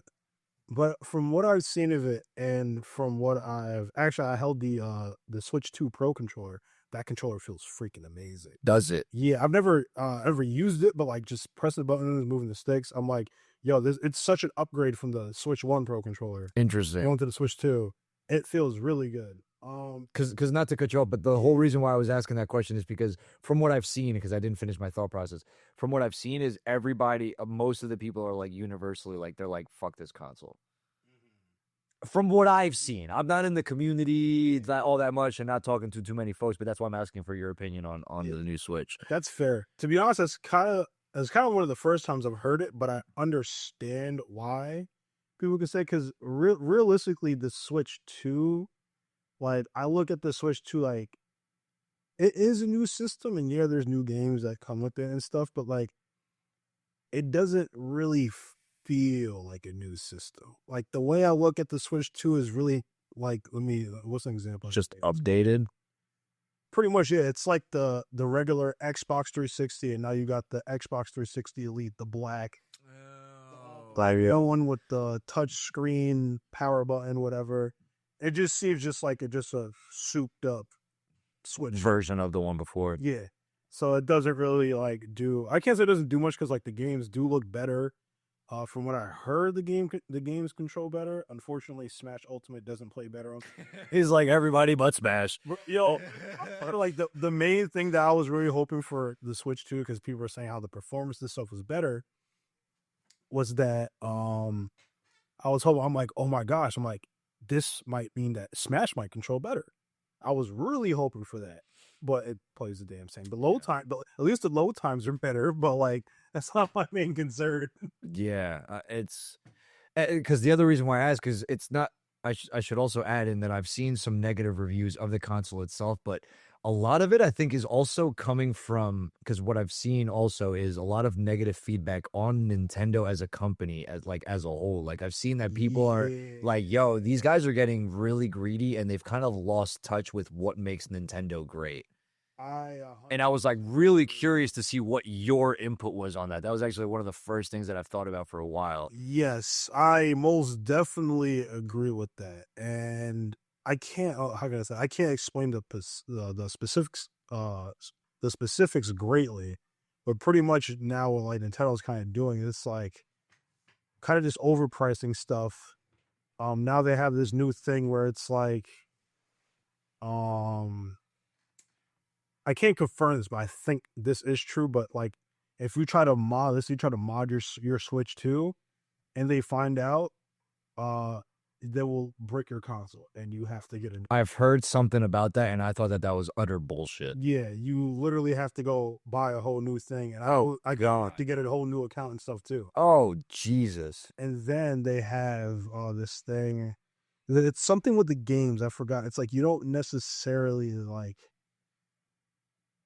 own the game. It's I forgot how to explain it. It's weird. It's like the whole thing going on now. It's like in a sense like, oh, you don't necessarily own anything. But it shouldn't even be so complicated to the point where you're having trouble thinking of what that is. It should just be as simple as you own the game. You pay for it, you own the game. Yeah, it should be you shouldn't even have to think about that. Yeah, exactly my point. So it's like I wish I can get into it, because like I would obviously be able to explain it. But yeah, it's like something like that. And then again, like now, like they're noticing like, and I can agree, like it definitely feels like Nintendo kind of have lost their touch, and they kind of are just really going the money route, because they know people are going to buy it. It's freaking Nintendo. Like you can absolutely never dethrone Nintendo. They can be in the absolute gutter. People are still buying their stuff. Because what they have the advantage of in the market, unlike PlayStation and Xbox, because PlayStation and Xbox basically have similar games. You're just playing them on a different console. But like Nintendo has completely different style games that nobody else has. Like a lot of like the big popular one, the Mario series. Like Mario is not on Xbox and PlayStation, at least to my knowledge. Like to the extent that they're with Nintendo. Yeah, no, not at all. You know what I'm saying? So it's like if I'm on Xbox and I don't like Xbox, but because I'm a sports game player, like oh, I don't like Xbox. All right, I could just switch to PlayStation and play those same exact games. But like, if I don't like Nintendo, I can't switch from Nintendo to Xbox and play Super Smash Bros, Zelda, Mario. Like, even if I could play just one of those games, you're not playing the whole list of games that you find on Nintendo. So like, Nintendo kind of has people by the fucking chokehold, and like, yeah, like you're gonna play our console and you're gonna like it. Really. And I think that's why a lot of people are frustrated, and it put me off. Like, I haven't even thought about buying the new Switch. Like, I'm basically gonna keep my Switch for as long as I can. Like, I have no plans on getting the new Switch. Yeah, that's fair.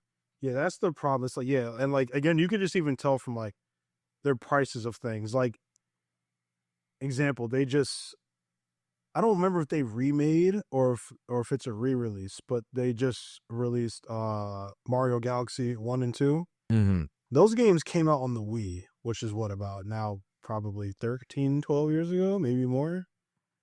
And they're charging like 40, $50 for it. Jesus. Like, Fuck. dude, this is a game that was on the Wii. We are what? We got the Wii U, Switch. We are 3 consoles away from that game. That shit is unreal. And you're gonna charge 40, $50 for that. Yeah. Like, 3 consoles away from the PlayStation is the PS2. It's like that's like early 2000 shit. well, I can understand maybe 30, 35, you know, but like I said, they're going like 40, 50. Like, they're charging so much for stuff. And it's like, again, we all know that we're just gonna buy. Like, I know for a fact, whenever they announce a new Smash, I'm getting that Switch too. Well, I'm already planning on getting a Switch too because I want the new Kirby Air Raid game. That game's amazing, by the way. I don't know if Interesting. No, I have not played it. Yeah, that was on the first one, because this is the second one. The first one was on GameCube. Hasn't came out with a new one since, but it's a very popular game in the GameCube series. I would go back and play that game today. And yeah, they're making a new one and it looks amazing. And I'm definitely I think, does it come out this month? It's either this month or next month. Okay. But yeah, that's the only reason why I'm getting a Switch too. Because originally I was gonna wait, like, I usually always wait a year for like a new console if I'm gonna get a console, because now I have my PC. That's the way to do it. Yeah, because I know like all those like day one systems, there's always something wrong with it. Correct. And fair enough. Like, I never have an issue whenever they have issues day one. It's like the whole point of, like, if there's anything I know about technology, is like you have to release it imperfectly to like pinpoint, because the market will tell you what's wrong, and you could just focus on that rather than focusing on stuff that nobody really cares about. People will tell you what they care about off riff. So yeah, like I think it's fine, but like, but that's what caught my attention about, and why I'm asking you about this. It's kind of like for months, even before the console came out, when they announced what the console was going to be like and what the features were going to be, people were very upset, and I could understand why. Like, you should be able to own the game, you should own your console. You know, like, I get it. Mods from like the company perspective is fucked up, but it's like, bro, like, this is the free market. Like, if they buy something from you, they own it. Like, they can lube it up and stick it up their ass for all they care. You know, so like, if it's their console, they paid for it, it's theirs. Like, well, you can't stop people from doing what they want to do. Like, so I think it's kind of fucked up, and that's why I was curious to see what your opinion was on that. Yeah, the modding thing gets me the most upset, because like, honestly, like, in my opinion, there shouldn't be no like DMCA or suing or whatever for mods unless you're actually making money, like profit off of it. And that's fair. That's fine. That's what I'm saying. But like, most of these things are just character mods, map mods. Yeah, like, no one's making really bank off of it. And it's like, the only slippery slope I would say is when people have what is it? They'll have like a donate button. In the sense, obviously they were trying to make money off of it, but they're not leaving it. I know exactly. Okay, like, yes. Here's a donate button if you it's donate if you want to do it. Obviously, there's people that's like, they will support someone so much, they like their work so much. Yeah, they're gonna donate. You know what I mean? So like, that's the only thing I feel like is a little slippery slope with it, especially if that's all they do. Like, all they do is mod games and stuff like that. Then yeah, in a sense, you're just getting paid for, I wouldn't say necessarily someone else's work, but in a sense, someone else's work. Or you just taking someone else's work and changing it, in a sense, and like, whatnot. That's the only slippery slope about it. It's hard to kind of really debate on that, but that's what I can say for that one. That's the only thing I'll give Nintendo credit for. Like, all right, we can't allow this is stuff like that. But like, yeah, they'll come for anything, man. That's another thing too. It's like they like, in a sense, like I wouldn't say put down their fans, but like, you know, like there's modding everywhere for any type of game. Exact, and that's kind of what like pissed me off about it, because it's kind of like, bro, people are gonna do it anyways, even with this new rule or whatever that they implemented. People are still gonna come out with mods, like, Oh yeah, and people are gonna download them. Like, that's even more so. They're gonna find ways around this whole bricking concept. Like, we're in the age of quantum computing and artificial intelligence. You're gonna tell me they just, okay, they're gonna brick it and that was the final solution? Like, no, some basement motherfucker that hasn't seen a blade of grass in 5 years, you know, like, you're gonna tell me that like all these nerds and tech geeks aren't gonna figure out a way to, like, you know, backdoor your system? Like, of course they're gonna do that. And then what's gonna happen? They're gonna release it to the public. yeah. You know, like, there's gonna take one small Reddit post that's gonna pop off, and it's like, there's 8 billion people in the world. You're gonna tell me not one person is gonna find a way around your back door? Like, stop it. Just let it happen. Just let Just let it happen. let it go. Because I liked what you know, the Wii U didn't get a lot of praise, but like, I loved the Wii U. Like, it was, you know, it's just Nintendo just doing Nintendo things, or just the Wii itself was my favorite Nintendo console, you know, of the modern consoles. Like, I love the Wii, and it's just like, it's a fun console. I'm sure that's modded like a motherfucker. Oh, that's, you know what I'm saying? That's the most moddable system. You know what I'm saying? And it's like, and it was fun out of the box, and it's fun when it's modded. Like, just do that, you know? Like, if they came out with like a re-release of the Wii today, I'd probably buy that over the Switch too. You know what I'm saying? Like, totally fair. Just because it was so fun. It's because that's like what games are about, and we even talked about this in the previous episode. Yeah, it's like, bro, the whole point of these games, it's like to have fun. If you're like playing it in a communistic version of the game, it's like, you know, it's like, you must play this game in Soviet Russian version, you know? It's like, we will tell you how to play this game. You know, it's like, no, bro, that's not fun, dude. Yeah, exactly. It's like, yeah, that's my main thing. And even then, like, and I feel like this is why they did this final straw, because Nintendo has been getting like hacked and modded for like years, and they've always tried to implement something to stop it, and it's never worked. It's one of those things where I feel like if you force it, it's gonna get worse. Like, in a sense, yeah. Because even I forgot what it was with the Switch, but like I said, like, I know I'll say the Switch probably. Actually, I wouldn't even say that. What I was gonna say was, I think the Switch probably has the most or best security out of any Nintendo system. But I forgot when they cracked it, but like, all it took was some tinfoil. that's some shit. You know what's funny? The thing with the Wii, all it took was a paper clip. Really? I forgot what but they said, like, if you take a paper clip and you insert it somewhere, I forgot where, but like, you just dig it in your Wii or something, you just completely like open it up. Wow, what the fuck? And like with the Switch, at first you had to put like tinfoil on the right Joy-Con. Slide it like a quarter of the way or something. Who figured that out? Bro, I don't. I wish I could tell you. Like, when I was seeing the method and like and having it spread around, I'm looking at it, I'm like, who thought of this? Because you can't just like trip on the floor and like figure it out, you know? It's like you have to actively start fucking around with tinfoil on the, like, just that alone. It's like the guy who discovered milk. It's like, how did you fucking, you know? It's like, how did you get there, bro? Exactly. Absolutely. It's like, what the fuck were you doing, bro? Oh, that's jokes. That's comedy gold right there. You know, it's like, what the fuck? Like, thank you for the discovery, but I'm just curious. So like elaborate. It's just, you know, I just want to know. No judgment. Shit, you know. Behind closed doors, it's between you and God. You know, it's like, but I just want to know. But that's what caught my. It's like, damn, you're playing with tinfoil and the insides of your console. Like, what the fuck, bro? Like, I think what it is, I feel like what modders and hackers do, since they know technology so much, right, like ins and outs, chips, megabytes, whatever you want to call everything in there, motherboards, all that stuff. They know what could be like caused to a certain thing. True. Yeah. So they'll see like, let's say like, I'm gonna say some random BS. Let's Yeah. like the switch charge port. Let's say they know that's like, oh, that's like a 12 wattage port or whatever. They're like, oh, but if we throw in this with this might make it overcharge and we can override something. So I think what it was, from what I heard, they said like, oh, they believe that the Joy-Cons is a weakness. It's an opening to the Switch. So they were doing whatever they did, found out the tinfoil method. Yeah. And that's that. And then they got away. It's literally, there's actually to the point now they have an easier way, because if you did mess up that method, your Switch was done. It was broken. Wow. Yeah, so if you messed it up, your whole thing was cooked. Wow. But now there's actually literally something you can buy on Amazon. It's called a RCN jig. And what it is, it's like this literally, I have actually two of them.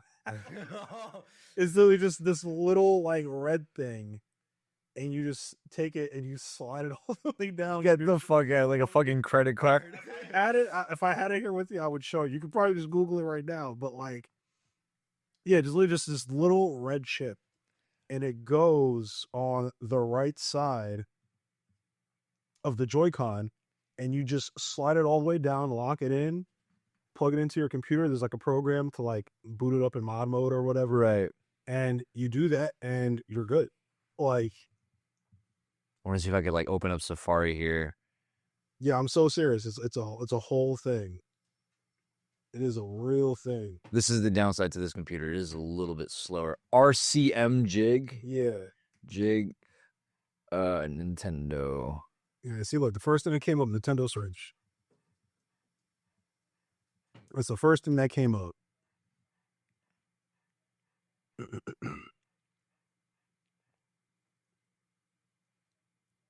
Look, see it? This fucking thing. That's literally. And then and you put, oh, I see, on the side of the console. Yeah, so you just slide it all the way down. And that's where the controller goes, right? Yeah, that's where the Joy-Con goes. That's literally all you need. Wow. That is all you need. And look, that's like what, $3, $5? Wow, it is. Oh, you can get it on Sheen, bro. These fucking. Bro, I bought two of them off Amazon. What the? I thought Sheen was a clothing company. What? It's like, I need to get some underwear and some mods. Yeah, bro.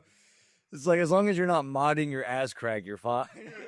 It's like, it's two separate things, underwear and mods, you know. But damn, that shit is crazy. For fucking $3, or that's wild. This is what I'm saying, bro. Yeah, I don't know, man. And that's just kind of like, it was bothering me. And this is what bothers me about like this whole thing to stop these mod. And I'm not saying companies should just like open source everything and just let their consoles and product be hacked to no end. I'm not saying like let the market raw dog your product, but I'm just saying like there's got to be some sort of like middle ground where like you let people do what, like, they own the product. Like it's theirs, and whatever they want to do with it, they want to do with it. And I don't know. It's just, it's hard for me to articulate, like, because I also see it as like my take with all this is, this closest thing I got is sports streaming. You know what I'm saying? Like, there's these illegal streams, and then it's like, but it's like, hey guys, if you didn't like the NFL, you can't buy an NFL product and then watch all the games. You have to get HBO, you have to get Peacock, you have to get Netflix, you have to get ESPN, then you have to get NFL Sunday Ticket, you have to get YouTube. And it's like, me and my buddy talk about this, like, you have to get 7 different products or whatever the number is, and then spend hundreds of dollars, and you still can't watch every game. Which is crazy. Which is unreal. Insane. And then they're like, why are people pirating and illegal streaming? It's like, because you're making it fucking impossible to watch your shit. Yeah. Whereas I could just hop on, Stream East and just watch any game that I want. And like, if Stream East was like, hey, we're going to charge you $10, $20, like, I'll pay that. Like, I have no problem paying for it. It's just, you make it too expensive and too impossible to buy your product. Yeah. And so, like, with Nintendo, if you're charging $50 for a game that was out in, like, 2006, it's like now you're forcing me to, like, lean towards the pirated or the illegal or the mod. Like, you're forcing me to lean that way. 100%. And it's like, there's got to be a middle ground where, like, you can charge a fair price, make it fairly accessible, and I can guarantee you nobody's going to have any incentive to mod. No, pretty much. I mean, they're still going to be there just for like the creativity and fun aspect. Fine. But in terms of like like the piracy and like getting games for free, absolutely, I agree. You know what I'm saying? It's just like if you, I even take this down like because I'm the older. Hold that thought. Yeah, go for it. Whatever. That shit is insane though. For literally $3, you can have fun, bro. Like, yeah, that's all it is. You gotta have an SD card with the right files, but that comes with everything. Well, no, it doesn't come with everything actually, but typically that's like what most mods in any kind of thing like because you have to install the mods are typically files. If they aren't like a physical mod, yeah, they're a file, which file. you have to give it to some sort of memory source, and then that memory source has to be inputted into wherever you're trying to input the mod. Like I remember the same thing is kind of with Xbox. Like you have to put it on a USB drive and plug in the USB. So that's kind of given that's just like the nature of mods from what I've seen. Yeah, actually, speaking of the 360 and how I actually kind of learned how like systems have weaknesses. So like one of my 360s, because we've all had more than one 360 considering how the Xbox 360 was. But one of them, for some reason, whenever I plug something in cause there was 2 USB ports in the front. Whenever I plug something in the top one, it always crashed my 360. Interesting. Even if it was a controller, whatever, anything that got put in that top USB port in the front, it crashed. And it will always do the same thing. Like my power button would keep flickering as if like you opened up the disc tray, but the disc tray doesn't come out. But that would keep blinking, and then graphical stuff will like come up on my screen sometimes, but not all the time. But the thing is, it will always crash when I plug something in the top to it. Wow. I never understood why, and I also don't know how because I don't recall anything happening to my 360. But 360 had a bunch of stuff going on with it. Yeah. But I remember that specifically. That when I started learning more about how like every technological thing has like a weakness or opening to it, even if it's a malfunction or whatever, you can hack into whatever just with something like that. So yeah, that's when I was learning more about that, when I figured that out at one point. My brother, because like the first is also slightly off topic, but you mentioned like we've all had different like quantity amount of 360s. My brother's the only exception to that. I was a PlayStation guy during the time, so like I personally didn't go through the 360 experience, but my brother did. And he had only one 360 his entire life. Yeah, wait, which one was it though? When did he get it?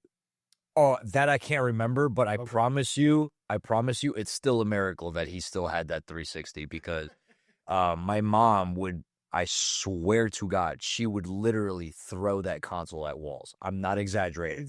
She would literally throw that console at walls. There were dents in the walls because a console hit that wall. And it was thrown by a human being, like, and I don't think it ever actually died, but that console had like holes in it because like it was just hit so much. She probably fixed it. She probably did. Probably fixed the problem. It was like one day away from the red ring of death, and it was just right to a wall. Yeah, it's like, oh, I'm good now. All right. Didn't know we needed that. It's like when you slap a crackhead across the face. It's like, oh shit, I'm awake. It's like, do that. It's silly. I just thought that was funny because he did have. I mean, he had. Now I'm curious when he got that console. Trying to think of a year, had to have been roughly around 2006. Oh, so that was early days. Yeah, and that's why it I'm was very so surprised actually. Yeah, exactly. that's when it was at its worst. Because I'm trying to remember like when he had the console, and he had that console when we lived in the first house that we lived in Rockland, because we moved from Yonkers, and Yeah. we lived in that house up until 2000 like 7 or 8. So that, and he already had the console by then, so that's why I'm saying 06 or 07. So like, Yeah, that makes sense. yeah. And bro, that console was beat to shit, bro. Oh my god, That is so funny. that- No ideas. it's insane. And like, it caught my attention just because, like, again, I was a PlayStation guy, and it's just like, I'm like, I hated every Xbox 360 except my brothers. I had a lot of respect for that console, because I would like go up to that console and be like, "You good, bro?"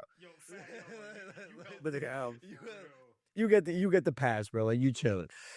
And and oh man, that shit is just, I can't glaze that console, like his specific console, enough, because I'm like, dude, how do you, like, I couldn't even take that fucking beating, bro. Like, yeah, no. Yeah, that caught my attention. I thought that shit was funny as fuck. It was literally like, because that was the age of like where all those fucking consoles were breaking because they released it too fast. Yeah.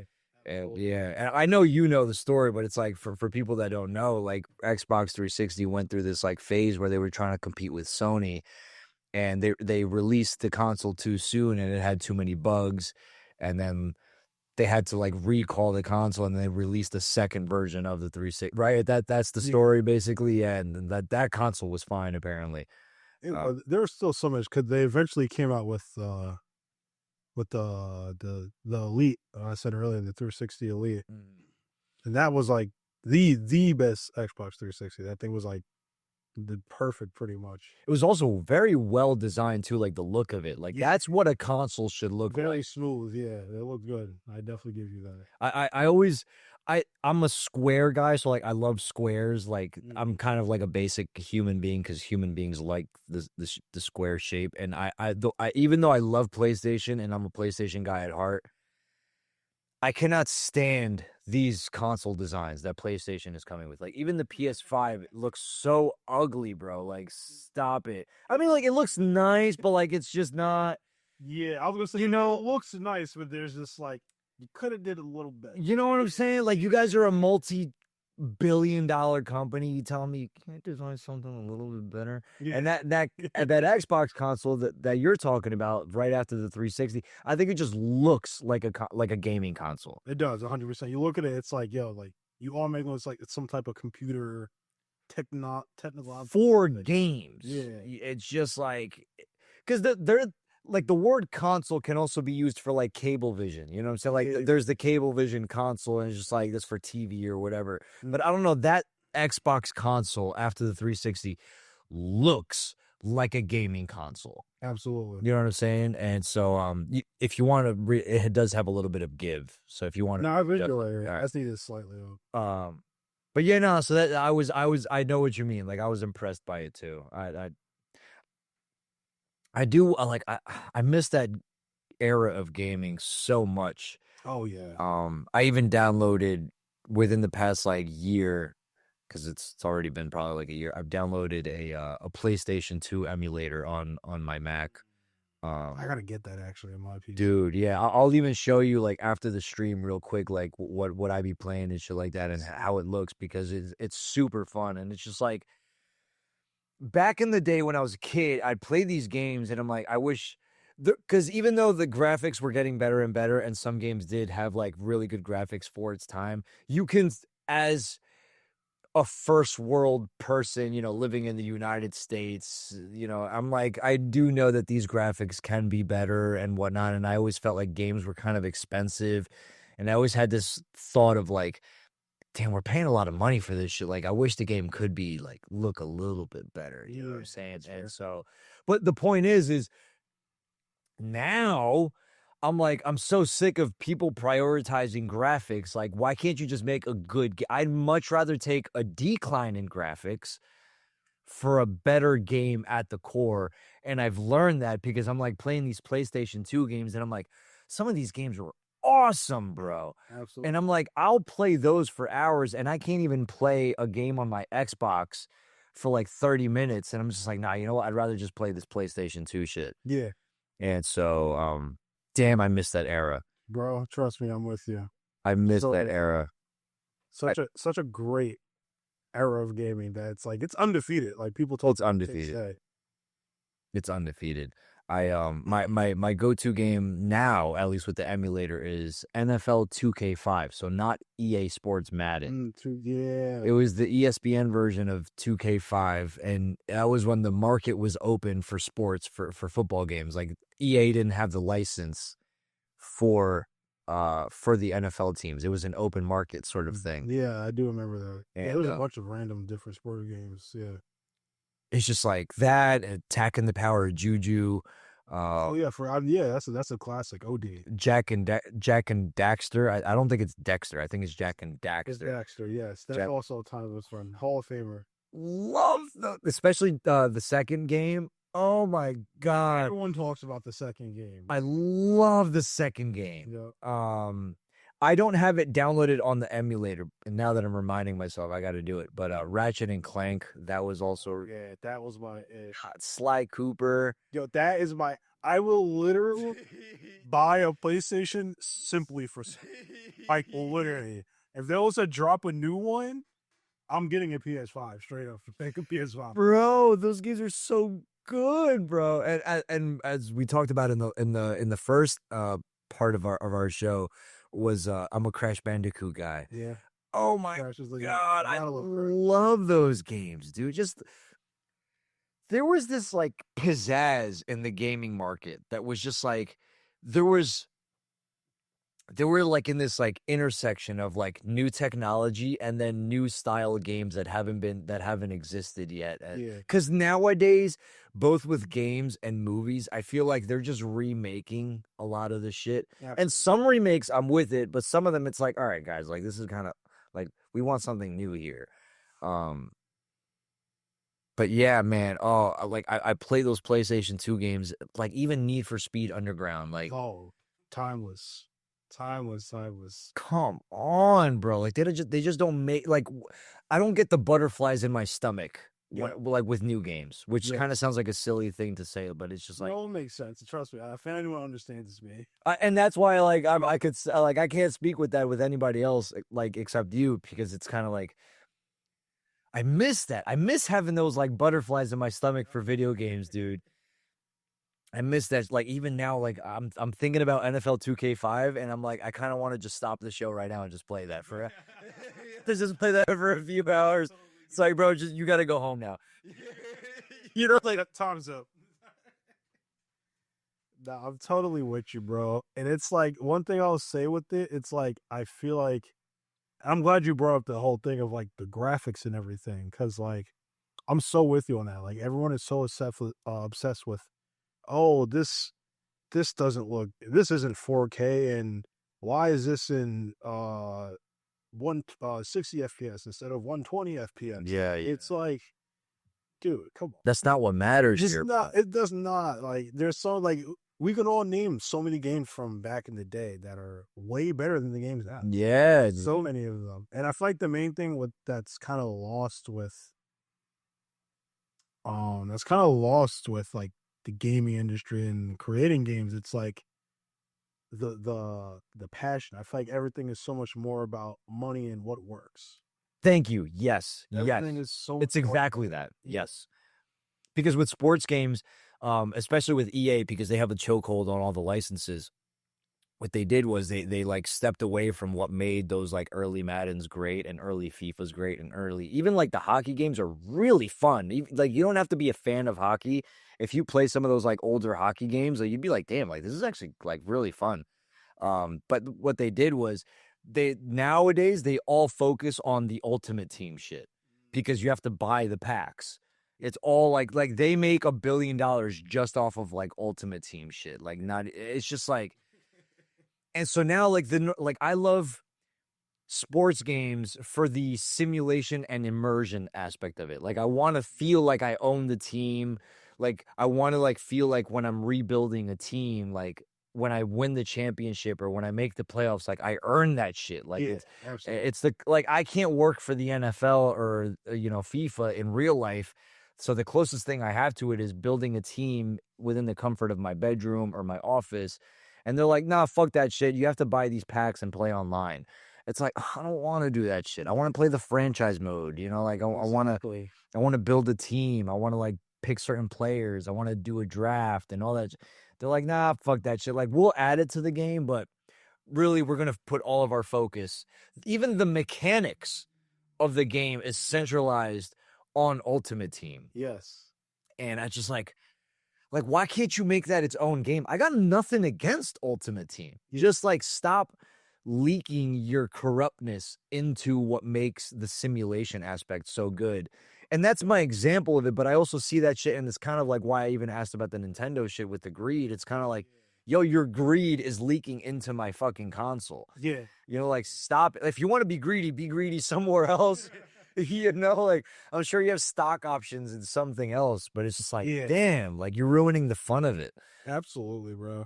Like that's the thing that sucks about it. It's like so much things, and I feel like that's another thing too. I feel like we don't really have so many great games is because now people are just going with what works because again, the greed, the money, they want the money, they want to be successful. It's like there's a lot of, especially we can go from back in there, there's a lot of like underground games that like didn't sell too well, but if you had the game, how good or fun that game was, right? And that's why I feel like there's I feel like Steve's going right now. I'm good.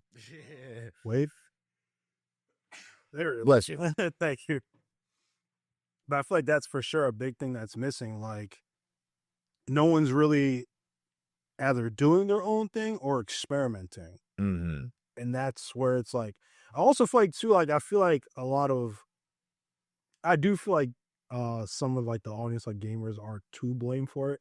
Cause you just see complaints about everything. Like I said, that is true. Yes. Why is this 119 FPS instead of 120 FPS? Like, and then they're like, why is this pixel over here instead of over here? And it's like, dude, it is not. That's not. It's not that. That's not the important. Right. It's not that serious, and that's not what makes the game. Like we have today's the best example. We have so many real life looking games that are absolutely dog water. Right. Like yeah. I don't care if like the pixels over here instead of over there. Like is the gameplay good? Is there enough replayability in the game? Is it interesting? Like is it what else is it like memorable? Is the game like, can you have fun with it with your friends? Like I'm like, I don't know what your next thought was going to be, but I can sort of catch the drift where it's like, again, it goes back to that point that you just said. It's like, dude, your complaint is not the important part of the fucking game. Like even if that pixel was where you wanted it, the game's still shit. Yeah. It's there, brother. It's like, what the fuck? It's like if the toilet paper is 1-ply or 2-ply, I'm still wiping shit. So that's all it is. Like it's and it's a shame. It's a shame because like again, kind of what bothers me about it all, it's like these games aren't getting cheaper, it's only getting more expensive. Yeah. It's like, dude, I'm willing to pay, but like fuck, like if you're gonna increase the price or whatever, like just make the game bro. Make like it worth. Like you guys are the developers. Like, listen to the market, but also like trust your intuition. Like, don't listen to the market too much. Yeah, because the market is always going to have, exactly to your point, the market's always going to have a complaint. Yeah, there's always going to be something. Like, you guys are the smart ones. You guys are the ones creating the games. Like, have a balance there. Like, obviously, people are going to pay for your shit, so like you can be a little bit greedy. Like, fine, that's fine. Like, I want to play a good game. You want to be greedy. We can both get what we want here. Yes. Like, what the fuck? Work together. We get wood together here. Help me help you. Like, I'll pay you, bro. Like fuck, just don't. I won't pay 70, but I'll pay like 35. You're like, fuck, dude. It's a pain, dude, and it's. I guess kind of like one of the things I wanted to ask, and it's kind of cool how it kind of like stitches up a little bit. It's a little bit of a change in topic, but it does kind of stitch together quite well. Yeah. because I wanted to ask. Because also another thing that stitches really well into this is that you wanted to remember you hitting me up yesterday. You were like, hey, like I want to talk about this like Rivals of Aether game a little bit more. So to kind of stitch a bunch of points here together,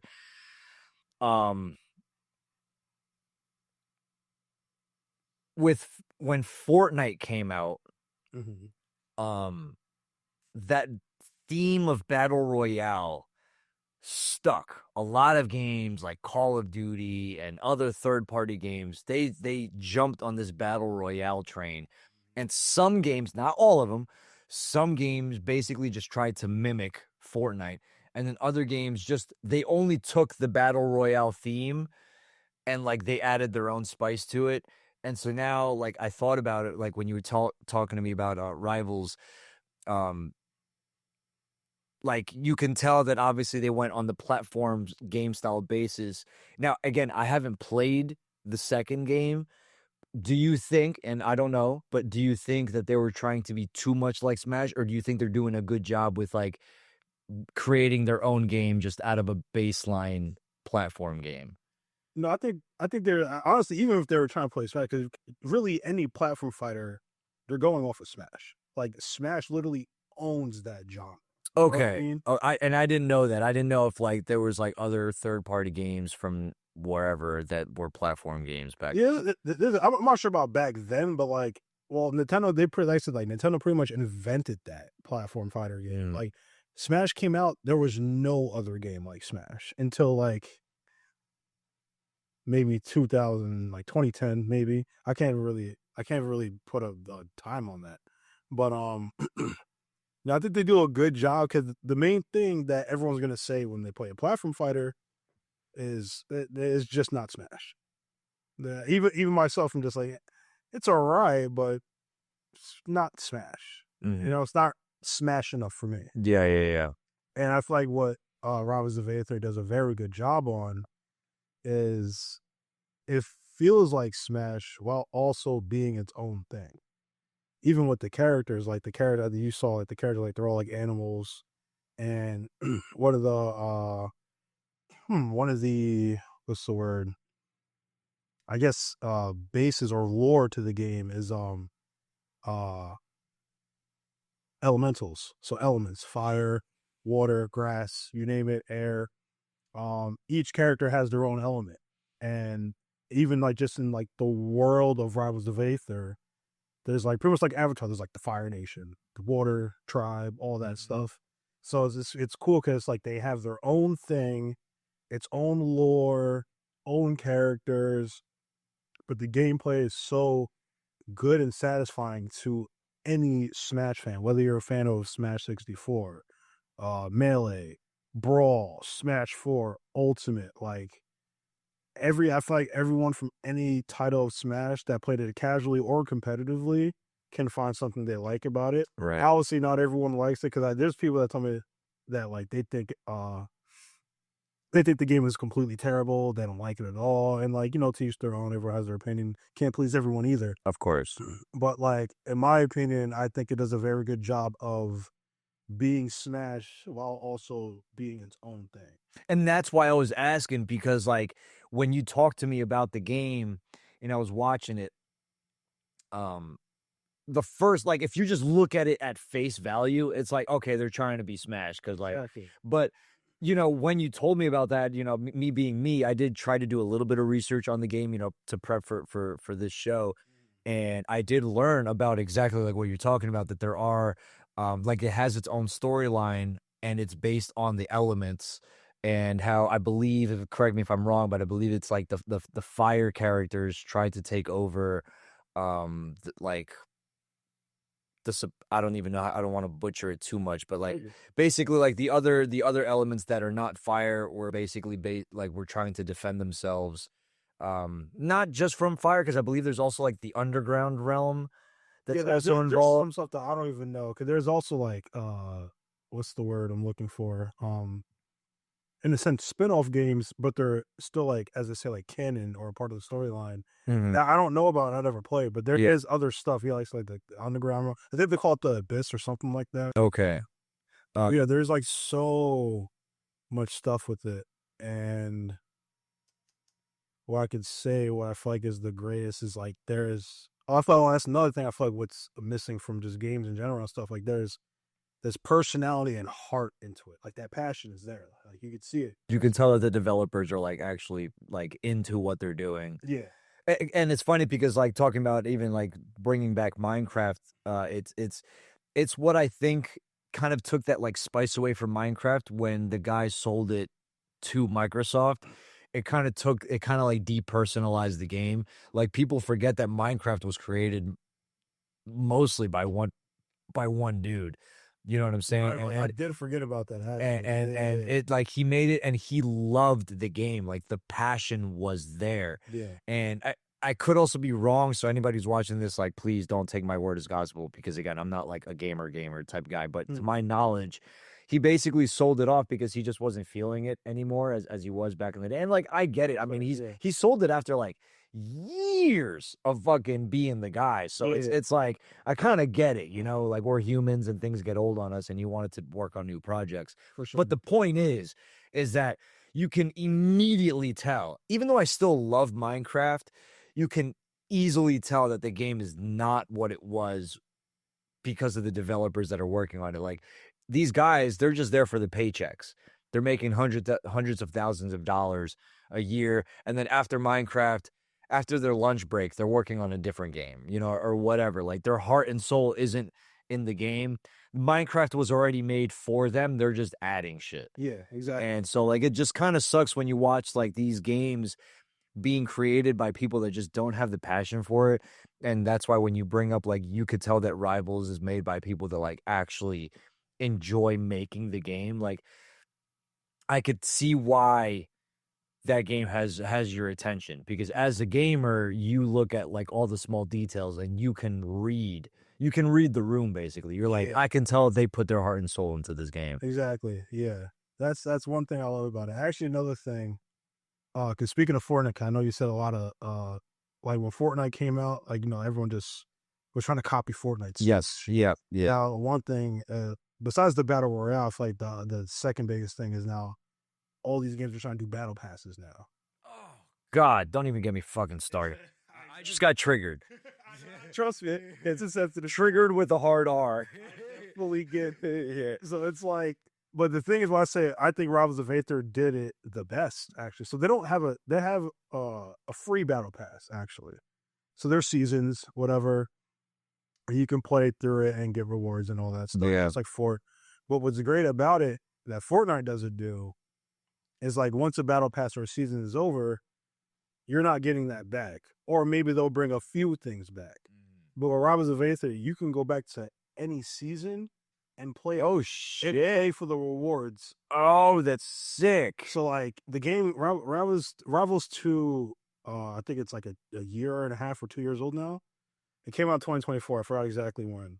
But like I can literally go back to the very first season, wow, of like the battle pass, whatever you want to call it, and I can play through it and get the rewards from that. And how long are those seasons? Like 90 days, like 3 months or so, or is it like about something like that? Yeah, is that I want to say 3 months. I'm going off of like what Call of Duty does. I think Call of Duty does like 90-day seasons or something like that. So that's just kind of what. Actually, it might be a little different. I'm trying to remember exactly because like I know there's a ranked season. Obviously, like there's a rankers leaderboards. There's a ranked season.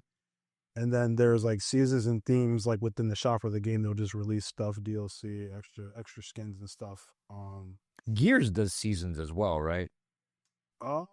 Not in the battle pass fashion, but I could have swore that they have like seasons. Yeah, they'll release certain stuff. Yeah, they definitely did have seasons, especially in the competitive scene. There was like competitive seasons and all that.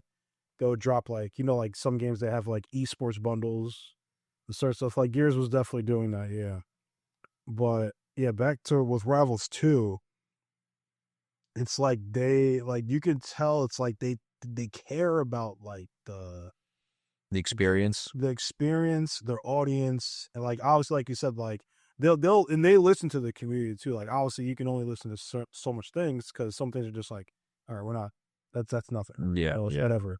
But like you can tell they'll definitely listen and like they're like always watching. Like they're very involved with their community.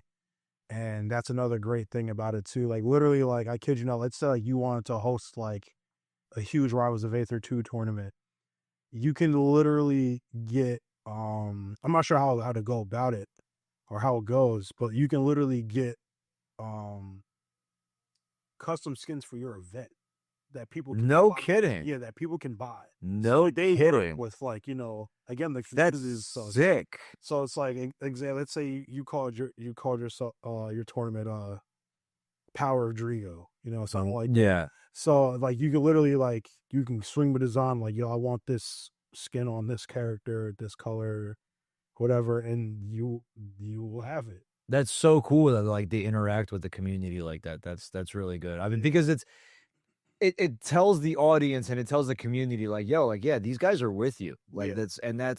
that's really fucking big because again, I use the sports thing because that's what I relate to with the gaming world because that's like where I play. But like, no, never did I ever feel like EA Sports is with me. Yeah. You know, it's I like I feel like no homo. I feel like they're in me, fucking me. Like that's like that's and fucking everybody. Like no lube, just with sandpaper condoms. They're just fucking. You know, like it's like hey guys, this shit hurts, and they're like, yeah, we know. Oh, it's like never did I ever feel like they're on my side or on the community side. Like they just give a fuck only about what they want and what they do. And it's like, it sucks. And so I can't imagine what it feels like when it's like, hey, like they're actually listening to you guys. Yeah. Like shit, Rivals might be a game that I have to like now get into because I mean, like I'm from what I'm getting at, it's like, damn, that actually seems like a pretty, and again, like I played the first game and I enjoyed it. So it's like shit, you know. I might, you know, have to hop on. That's on Switch, right? Like that's not on the Xbox. No, it's on PC right now, actually. Only on PC. Yeah, Okay. eventually it's going to get released on consoles. That's what they did with the first one. It was PC game first, and then they put it on Switch, Xbox, PlayStation. They're gonna do the same thing with this one. I don't know when the console release is gonna happen, but I believe it's planned for 2026 or 2027. All right. But yeah, they'll always start with PC first at the moment, only PC. But yeah, I can't wait for that too. 'Cause I know it's gonna get a lot of people into it.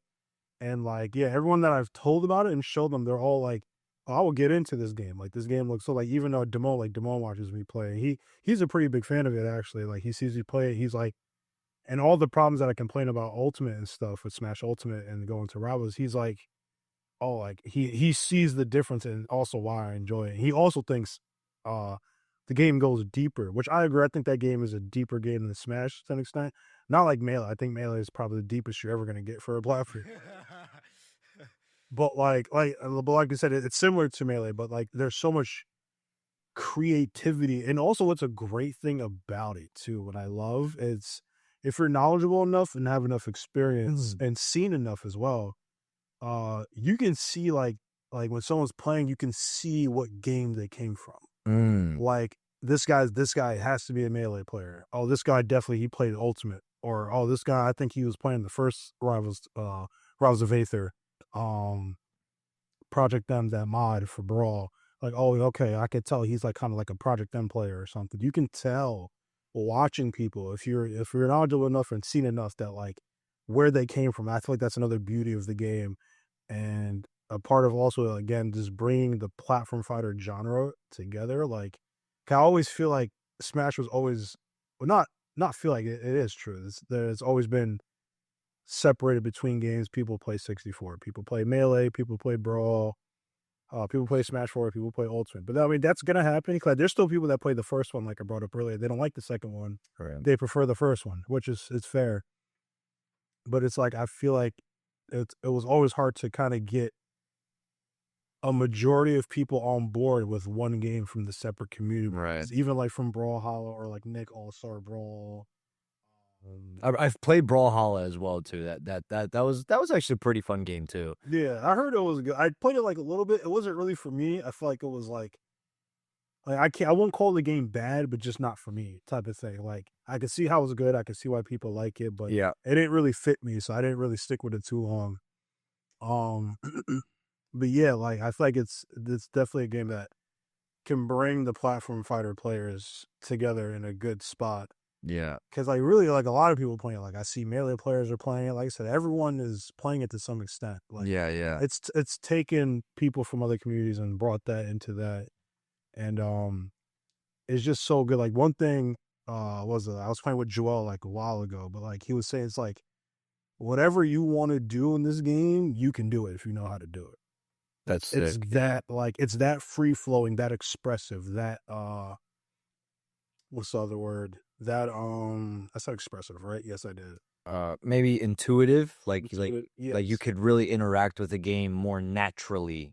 Like if like because I think what you're getting at is like if you think it, you can translate it into the game, so it's more natural. Like it flows from the brain to the controller to the screen. Exactly. And that's where it comes to like going back to the point where watching someone play, if you know enough and seen enough, you can tell what game they came from. It's like that's something a melee player would do because he has that knowledge of melee. So he's like, oh, I can do this, boom, boom, boom. He does it. And it's a really big thing about Rivals too that I like about because like again, you're able to play how you like. Obviously, you have to adhere to some rules of the game, and certain matchups you can't always play the same and all that. That's gonna happen, but realistically, like that game is so. I like to use the word expressive because you're expressing yourself from how you like to play, Mm-hmm. and that's the thing that's so good about it, especially when you really find the character that clicks for you in that game. Oh, you're hooked. Like I'm telling you right now, you find that character that you like, you're on that game. That's sick. That's really Definitely on good. it. That's really fire. I like the only PC game that I can like play cohesively is League of Legends. I'm like that's like the one like non-sports game that like I can get For I was talking about League of Legends. bro, like League of Legends, I don't know what it is, bro. Like, and I'm not even all that good at it, but man, like, I sometimes have to be careful because when I play just one round of that shit, like next thing I know, it'll be 6, 7:30 in the morning, and I've Yeah. played all night. Like, it's just like one of those games. Like, I have to be careful. If I don't watch myself, I will play like for 3 days straight, like how you played it at Flakes' house. No, he will never. We'll never forget. Yeah. Speaking of though, I was actually curious because I don't think we elaborated it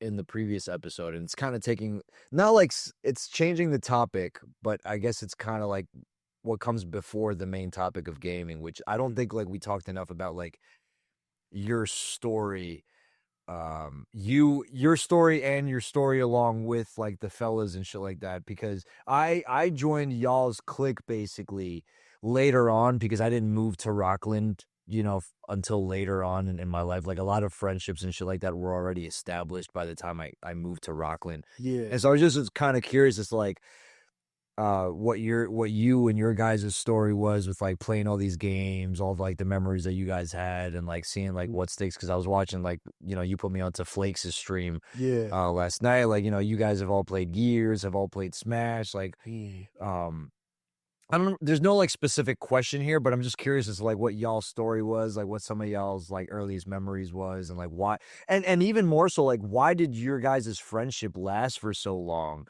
Yeah. like all together. And because I see like one of the main things is y'all guys really like at the core of y'all guys' friendships is literally like fucking gaming.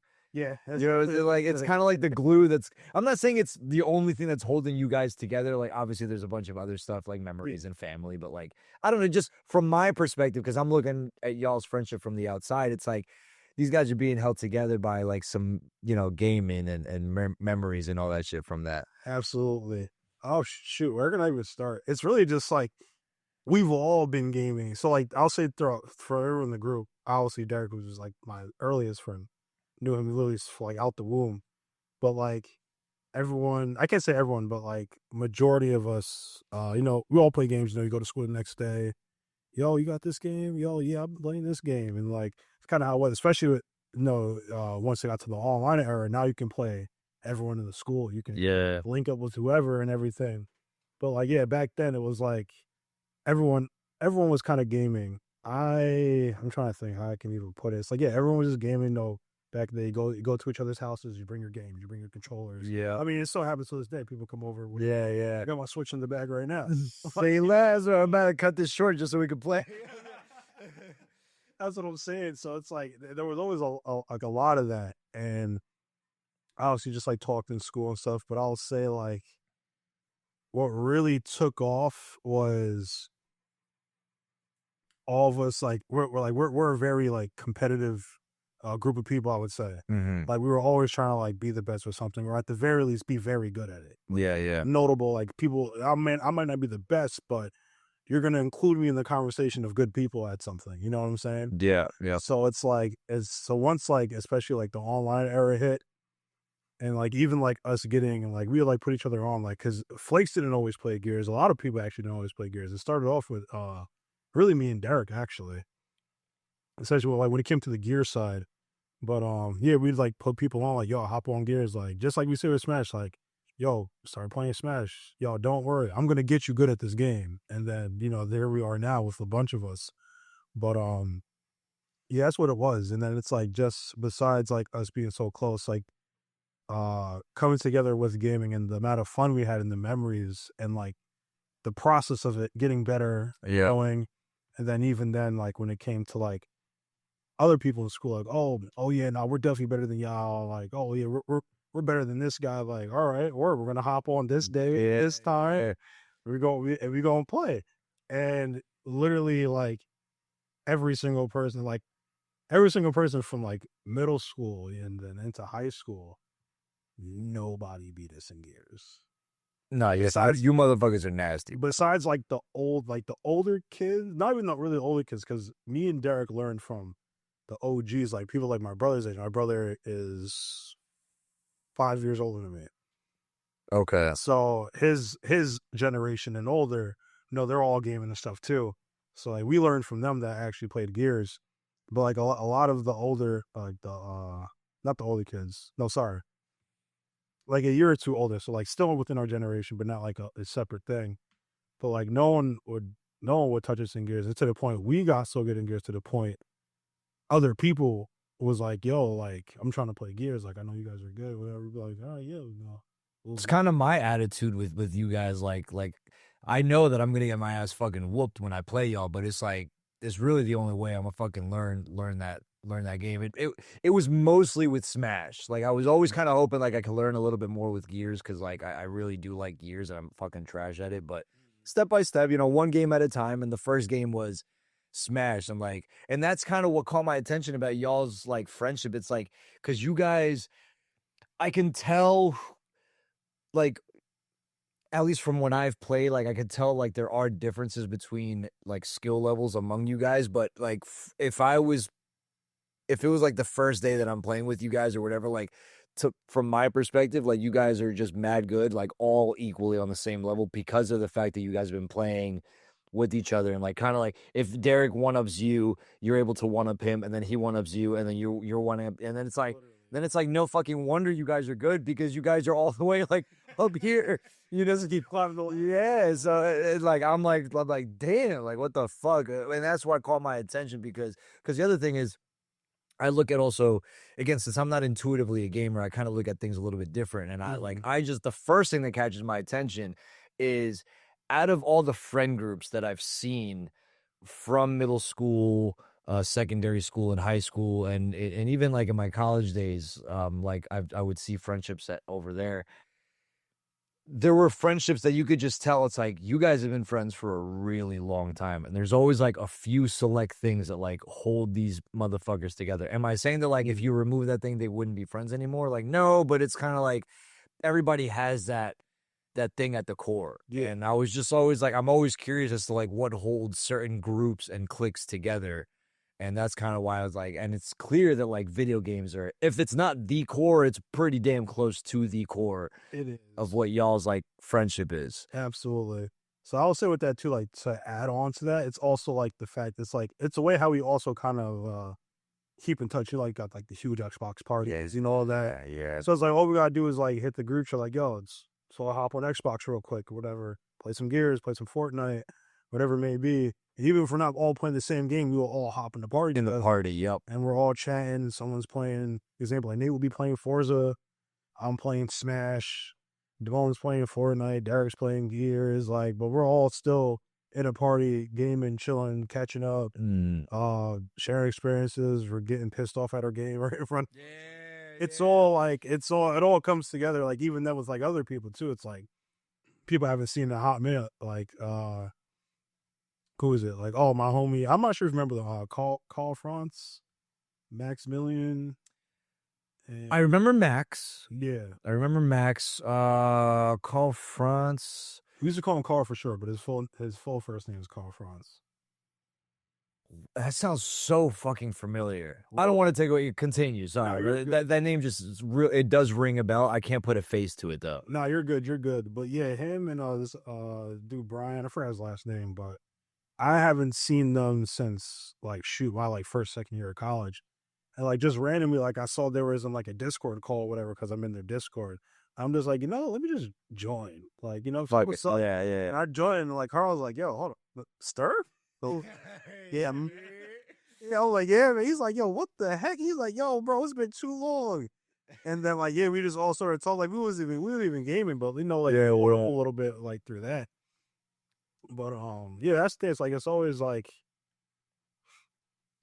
something that just like it's something about having the common interest of video games and being able to just hop on that party and just you kind of just like forget it. Like when you're in that party and gaming mode, you just kind of forget everything, especially if it's a day you don't got to do nothing or you're just done for the day of doing things. Yeah, yeah. It's just something. It's like it's just such a getaway. Yeah. You know what I mean? And like I feel like that's another beauty of it because I feel like a lot of people all feel the same when it comes to that.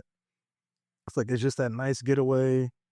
You're with your people, you're having fun, you're catching up. Like even if it's like you're in the party and you're talking about like some bad times, Right. like it's a time that everyone's together, like we're talking about whatever it may. Yeah, yeah. And it's like we're just trying to make good out of it, type of Right, thing. right. So, It's like and this is gonna come off so fucking wrong, but like Go. it's just the way that I see it. It's kind of like people don't they think, oh, how can I word this properly for it to make sense? Because my brain does not translate well to my mouth. You're good. But like a lot of people, including myself, especially for a long time, were like hesitant on the idea of like going to church or something like that. But it's like people don't realize that like church, if you just take out the metaphysical of it, just the building and what it does and what people do there, it's like this place where everybody comes together, even though everybody's individually different. Y'all come together under one value, one image or one something, and it's like it's a gathering place for that. And it's kind of weird how like everything that you just described is like this really weird kind of church where it's like y'all are like under the same goal, like just a freaking Xbox party chat. I'm not saying that every Xbox party chat is church. I'm just saying that like the reason why I'm asking about like this kind of topic with you is because I have a little bit more of a visual of your guys' friendship and your guys' group than other people do, because what I'm seeing is like, damn, like y'all's friendship is like fucking solid. Like it's obviously, is it perfect? No, I'm not gonna assume perfection. Yeah. But I'm just saying like no friendship lasts this long or no group lasts this long without constantly coming together in one location, one value or one something. And it's kind of like, it's a weird kind of church. I'm not saying it's God or I'm not saying that. I'm just saying like it's like place of gatherings.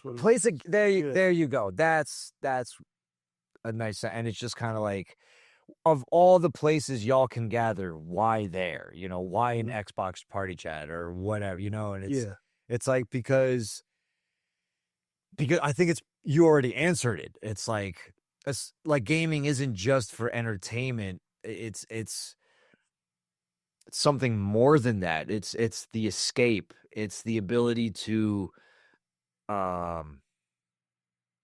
man, so my mind is racing because it's just beautiful. It's fucking beautiful. Like absolutely. When used properly, video games and the community that they create is like a thing of beauty because it's like, yo, in a world where everything is so fucking divisive, where the media is trying to divide us, the government is trying to divide us, no matter of what political side it is, or what sometimes it's not just politics, some just separate religions are trying to divide us, separate, even other friend groups are trying to divide up other friend groups. Yeah, it's everywhere. Hey. It's like, it's just division everywhere. And it's like, why can't we just unite sometimes? Like, why, like, what the fuck is going on? Absolutely. And like what you said, it's crazy because you guys can be playing different video games. You literally just said it. You guys can be playing different video games, yet you're united under the Xbox party chat. Yeah. Or whatever. And it's just like, I don't know. And where am I even going with this? I don't know.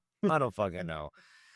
It's just the things that catch my attention, and like I get somebody on the mic here and it's like, what's your take on all of this, and it's you've already kind of gone into it, but I don't know. No, that's how it is. I mean, shoot, I can even go a little more deeper into it. Freaking like I was thinking about this somewhat recently too, because what is it? Wait, do have you met my boy Danny? Played Smash, met him on RCC. He plays Yoshi. Yes. Oh God, and he was nasty with Yoshi. Right? No, he just got married. Did he really? Yeah. Oh, I was at his wedding. Yeah, I was at his wedding. I was one of the groomsmen. good for him. But yeah, and like I find it crazy because like I would have never met him or even have been as close with him as I am today if it was not for Smash. Wow. And I find it crazy how like that one singularity got us to be as close as we were. Wow. And especially when I was at his wedding, like I was thinking about it so much because I'm like, if you ask me, I would have never met him or even probably interacted with him like that if it wasn't for Smash. Wow. Like I'll never forget, he was like the first friend I made at college that like I didn't like already know. Like, so he was like a completely like brand new dude. Like I'll never forget, it was like my first semester. Yeah, it had to be my first semester. Yeah. And like I remember this is during the time, this is like 2014, 2015. So this is around the time of Smash where it was Melee, Project M, and Brawl, but like almost damn near no one was playing Brawl like that. Brawl was looked down on, if anything, very looked down upon and on the Melee community and stuff like that. But and then in RCC, like everyone was just playing Melee and Project M. No one was playing Brawl, and I was a Brawl player. But like obviously, as you know, like I dabble in all the Smash games. I love Smash. I'll play any one of them. So like I'll play Melee and Project M, but like especially at the time, like my main focus was Brawl. Like I wanted to learn Brawl. I wanted to get good. I wanted to go to tournaments and all that stuff. Right. So eventually, I was just kind of like, all right, I'm kind of tired of this, and like I'm just gonna bring my own Wii Brawl and just see what happens. 'Cause that's what people did at RCC. They just would bring their consoles, and they had the student union with like TVs that you can just use. So people were just hooking up their systems and gaming and stuff. So that's literally what I did. So I'm like, you know what? I'm just gonna bring Brawl. I'm gonna see what happens. Set it up, sit there and chill. And I'll never forget. Danny was the first person that came up to me. And he came up to me. He was like, "Yo, dude." He's like, "Yo, is this Brawl?" Like, I'm like, "Yeah." He's like, "It's not like Project M or nothing, right?" Because like Project M was a mod of Brawl. Okay. So I was like, "No, this is just straight Brawl." He was like, "Yo, dude, I've been waiting for so long to play Brawl. Like, yo, everyone plays Melee and probably that. I'm trying to play Brawl." I was like, "Yo, perfect." So I'm like, "Yo, pull up." Say that. Yeah, and like the thing that I find so great about it, and I'll never forget, like the feeling that I had. I actually want to ask how he felt about that experience, because like, so we were on the character select screen. He picks Yoshi, I pick Ness. And he looked at me, he was like, he's like, "Yo, I've never played a Ness before." And I was like, "I never played a Yoshi before." And then he didn't say nothing else. We just hit start. It went all crazy.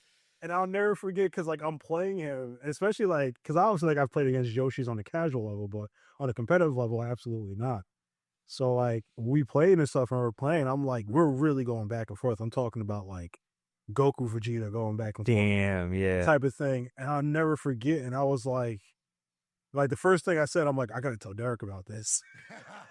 Like the dude from SpongeBob, he had the jelly, the thing. I have to tell somebody.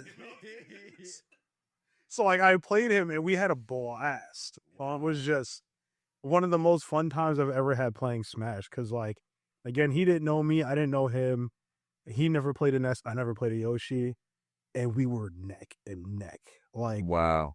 OD. And like when we finished, like I've never forget, like we played until like The sun went down at RC's. Wow. And I had to catch the bus to go back home. And then he was like, we both was like, yo, like, it was so much fun. Like, we got to do this again. I was like, yo, definitely. It's like, Say no more. from then, I just kept bringing Brawl and started. That was actually a thing I would say that me and Danny started in RCC. Because, like I said, everyone's playing Melee and Project M. Like, we started, like, in a sense, like, a new community within RCC. It was Smash. Right. Was playing Brawl. Like, people saw us playing Brawl, so people started seeing, like, oh, hey, these guys are playing Brawl. Let's go check these guys out. And, like, that's how, I met Andrew. Fucking Andrew, yeah. Yeah, I remember Andrew. Yeah. Andre, dude, yeah. it all comes together. It all comes, dude. That's literally how we all met. All of them, I would say. Wow. If it wasn't for Smash, I would not have known them. Wow.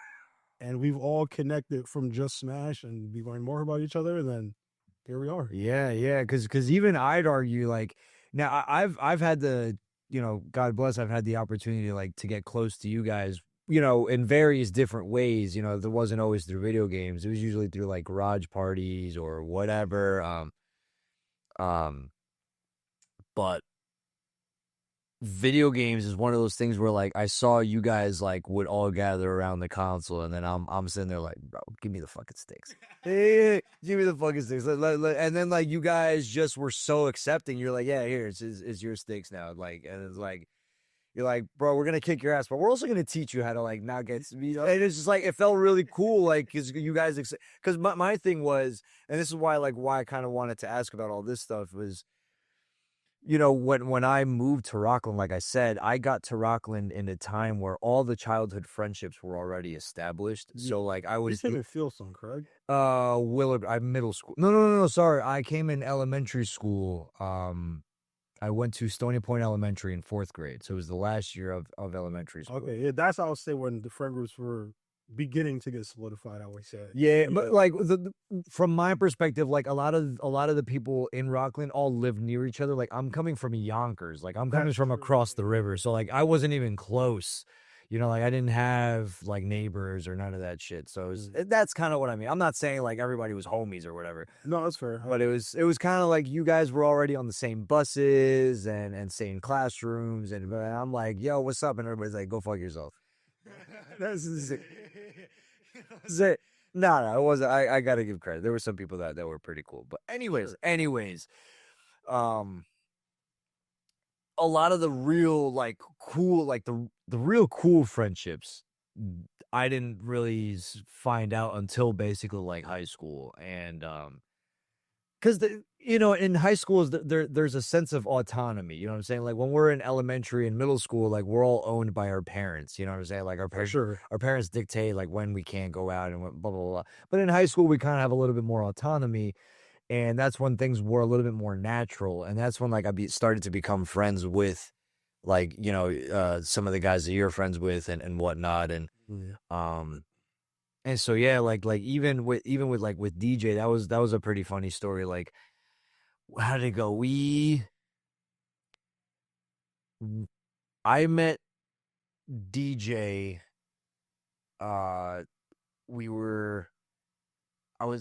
Joel was going to a Smash tournament, and then he was like, "Yo, you want to pull up? You want to?" Because I was chilling with Joel that day, and he's like, "I got to go to a Smash tournament, with the homies, but like you can tag along." And I'm like, "Say no more." Yeah, I'm with it. And like the first night that I go to my first Smash tournament, it was like one of the local shits. DJ's in the car. I didn't know him, so I was like, "Yo, what's up?" Blah blah blah. I'm meeting everybody from the car. I think even Andrew was in the car. I would assume that because definitely at the time, Andrew was the one really driving all of us, to be honest. So then that was him, because he if my memory serves me correct, he was the one that was driving. Yeah, it was definitely him. And so yeah, blah, blah, blah. So like whatever, the night goes on, I go home, blah blah blah. It was a really, really fun time. It was like one of those like tournaments in like one of the malls or whatever. Something like that. Kurt, do you remember if it was in Jersey? I think it was in Jersey. Good old Hitbox Arena. I know it was Hitbox. Yes, yes. Talking to Jesus, that was the name of the fucking place. Jeez, damn, that was the one. That was the one. Never forget Hitbox 3. And so Andrew was driving and everybody was like this in the car. There was like 6 heads in a fucking force. The fucking back of the car was slanted because like there's 4 grown men in the fucking back of. Shout out Bass Drew. That was his nickname at the time. We used to call him Bass Drew. Yeah, shout out to Bass Drew, man. Dude, bringing people together, bro. That was Andrew. But for sure. And so yeah, so like I go home, but didn't think much of it. I think it was like the following day or 2 days later, I had a job interview at Target. And so whatever, I go to Target, and then like I'm walking into the meeting room, to the orientation room, and DJ's sitting right there. That's mad funny, yo. I was like, I'm like, and he's like, so we sat next to each other. We're just like fucking shooting the shit.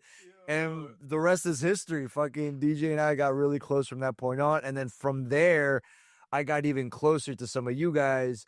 And then I was already friends with people like Justin Duboff, Shane Carter, and all that stuff. And like you guys, your guys' group, because you guys were on sports teams. I know you ran track. I think Shane was on the track team. Yeah, Shane was on the track team. And so like all the friend groups from my perspective were connecting. Like, and then that's where that was like the final straw that like really put me with you guys.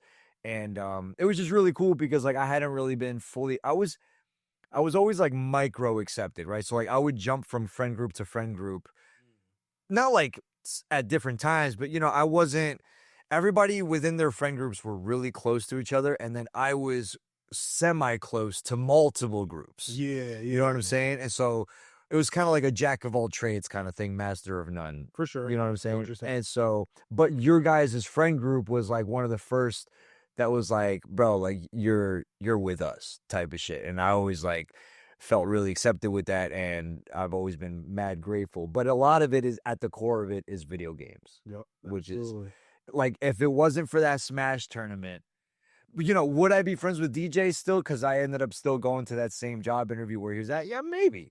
But like, possibility, yeah. It was a no-brainer that when I showed up and I saw him because of the Smash tournament that we were at like the day before, it was like, bro, like we out. That's such a funny story though. I love to hear that though. It's like, yeah, dude. But yeah, man. We're going on 3 hours now. I was wondering how long this is going on for. It's right. Oh yeah, I see it. Oh, this is OBS. Yeah, I use this. I use this. I know out there. I love OBS. It's got some flaws, but I like it for sure. I like OBS. Shit, bro. I mean, to guess kind of like close this out. I don't know if you have any like upcoming projects. It's sort of the same way I kind of close out other shows. And even though I've asked you the same thing with the other episodes since a lot of time has passed by, I don't know if you have any upcoming new projects that you're like kind of working on but haven't released, or if you want to like talk about any things that you're still currently going on, give another shout out to some of your pages and whatnot. You could just I'll let you take the mic from there. Word, appreciate it. I wouldn't say I haven't really any too much upcoming projects. I would say I'm getting back into streaming consistently again. So I always go by a weekly schedule. I usually release it either like Friday or Saturday. And then, I always go by weekly schedule. One thing I will say that I'm going to start doing now, I actually experimented with it back in August for the first time, is IRL streaming at the big events I go to for the tournaments. Oh, sick. So I did that actually, and it went a lot better than I thought it was going to go. Like all I had was just my phone, and that was it. But the quality was good. The audio was all right. The viewers loved it. It was definitely a great experience to do too. And so I'm definitely planning on like when I go to major tournaments, big tournaments, and I travel and stuff, I'm most definitely going to start doing the IRL streams. Cause I realized like what made me think of doing it. Cause like, I go to these tournaments all the time.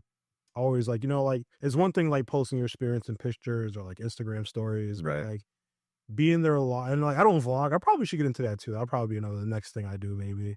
Whenever I get ideas together for it. But I thought about like, because people have live streamed their events and stuff and like their pool matches. So I was like, I can definitely do this, especially for the fact that I I would say I do pretty decently at almost every major tournament I go to. So I'm like, oh, this is great content. I know a lot of people, like, they see me play and they see me play at tournaments of locals, but a lot of people don't see me play at big events at all. Right. Like, I'll sometimes be fortunate to get on stream sometimes. Like, I probably can count on my hands how many times I've been on stream at a big event. And I've been competing since like 2014. So I think that says a lot. Yeah, damn, that's more than 10 years now. Yeah, Jeez. no. So it's like, I can literally count on both my hands how many times I've been on stream at big events from competing for 10 plus years. So I thought about, like, you know what? Let me start doing the iRush stream. I'm like, let me just test it. I just booted it up randomly on my phone. I'm talking to chat like, yo, like, this looking good. And everyone's like, yeah, like, it was like, yo, this is actually looking really good. So I was like, all right, I guess we're gonna run with it. And I just off the dome just did it that one weekend at Supernova. Supernova 2025. It used to be called SmashCon, but they changed the name. But yeah, I did it and it was way better than I thought. So That's sick. That's gonna be something that I'm definitely gonna be doing from now on. What else? I feel like there's one more thing that I'm forgetting. I'm gonna definitely try to start getting back into my YouTube videos. Right now, I've just really just been posting a bunch of clips, Instagram, TikTok, YouTube Shorts. My YouTube Shorts have actually been doing really well. Oh, nice. Since I've been doing those. So I think now that's kind of showing me that I should probably push a little bit more with YouTube videos and get back to it. 'Cause I used to be, really, that's where I started with content creation was YouTube. Like, there was no Twitch or really anything else. So I was really just a YouTuber. I was posting a whole bunch of Gears highlights, Smash montages, all that stuff. Right. So I think now I can, I want to dive a little more deeper into it of like just doing random videos, cutting up stuff from my stream, putting stuff together, or even just making a whole video from scratch, not even using my stream. So I think I'm going to probably get into that when I can get my schedule and my time more together first. Yep. Because it took me a bit to kind of decide how I want to come back to streaming again. Gotta do so much, but it's like a one step at a time thing. Like, solidify the streaming thing now that like your schedule is a little bit more settled, and then once that's done, now you get to like add to whatever you already have, which is that. Exactly. Yeah, So yeah. yeah, that's where I'm at with it. But I'm feeling pretty good about it because I'll say with streaming and YouTubing, there was definitely a time where I just felt demotivated, didn't really want to do it anymore. Not like crazy, but like, yeah, like because there's a clear drop off on like both my Twitch and YouTube channel. It's very obvious. But yeah, as I was like getting back into it slowly and just doing it again, because I'm like, you know what, let me just do it again. It like kind of came back, and I realized like if I plan accordingly and do things in a organized manner, it can be a lot better and less stressful on me. And that's where I'm trying to head to with it now. Yeah. Yeah. So, yeah, that's where it's at, I could say. That's what's up. That's what's up. Glad to hear it. Yeah, no, because like organization is, at least from my perspective, it's what I found that's also helped me maintain the motivation for all this. Because when things get disorganized, they feel overwhelming, and then because they feel overwhelming, you're like, is it even worth the time? Then when you start asking questions like that, you get even more demotivated, and you're like, I'm just gonna do something else or whatever. So like, yeah, organization is like what I found to be key in, and at least like helping maintain motivation for projects, because a lot of what like us creators do, it's like there's no cookie cutter rule book for it all. Like it's not like a 9 to 5 job where like they give you the job, you have the title, and they give you the list of responsibilities and say, just do this, this, and this. Yeah. And like that's your job. But like to be a creator, it's like there's a million different things you could do at any given second, and it gets really overwhelming.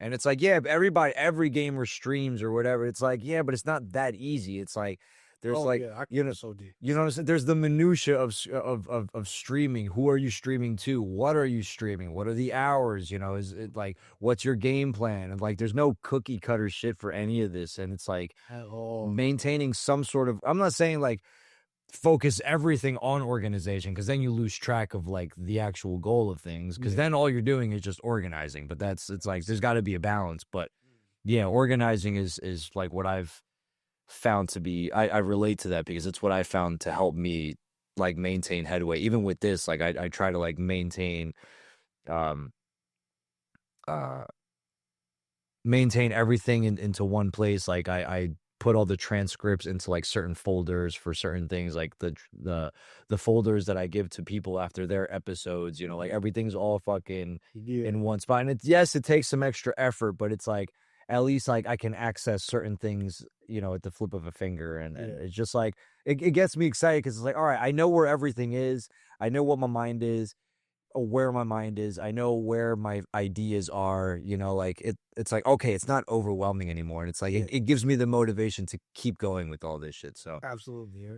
so yeah, I don't know. I'm just yapping, but it's just cool. It's just cool to see that that's like you getting back on your shit, especially over the course of the past year or two, with regards to all of this, and especially with the streaming stuff. Because like I was watching y'all, both you and Flink stream last night. It's like it's you guys, man. It would suck if you guys, you know, stepped away from the streams. And it's, I'm not saying like do it every day and like burn yourself out. Oh, it's like definitely not. It's impossible. yeah, it does. It's impossible. Yeah, bro. So, but at least just maintaining headway, man. I'm like so proud of y'all, and I'm really happy for you guys. And you know, I say you guys because you know it's, I see Flakes is doing it now and all that shit, and you, I see, kind of going back to the previous conversation, I see you guys as one group, so that's why I say you guys, but like it's, you know, more specifically you. Like I'm hella proud of like what you're doing, and you know, I'm really glad for what you're doing. I'm really happy that like you're taking joy and happiness and a lot of now success. Like it caught my attention. Like this guy's got almost 1,000 followers on Twitch. Like fucking hey, bro, it's sick, dude. It's so sick, man. So like really proud of you guys, really happy, and I think this is a really good spot to close this out. And Ster, I really appreciate you fucking being here. I don't, if you have any closing remarks, go for it. But other than that, dude, like hell yeah. Really happy for you. Hey, back at you, man. I'm glad to be here again. Like I said, I'm here a second time, so Mike's always open, dude, for part 3, 4, 5, and 100, bro. Like it's, we're gonna keep it rolling, man. I'm here. Say that, dude. But yeah, no. Again, I'm glad to be here. Glad that you're able to have you on here. It's definitely great and fortunate. Shoot, back at you. Proud of you for all that. Like I said, I complimented this setup like 1,000 times. This room right now. If y'all was in this room right now, I'm telling you, like this setup is it's great. It's great. You would think he's renting something out. This is all him. This is all him right here, for real. But it's I got to give credit to our Lord and Savior. That's absolutely, yeah. Shout out to God. He does all, man. Yeah, man. Absolutely. And then I know I already said that was the closing remarks, but if you want to give also another shout out to your Instagram pages, your Twitch, you know, your usernames and all that stuff for people that haven't heard of you or whatever. For sure. Well, you guys already know Ster the Kid, Ster.Xthaxkiid on pretty much everything. Yeah. Actually, yeah, everything is like that on my social medias, every single one. So you can find me on TikTok, Instagram, Twitter, YouTube. All that stuff is there for you guys. This has been a public service announcement. This has been a public service announcement in cooperation with this station.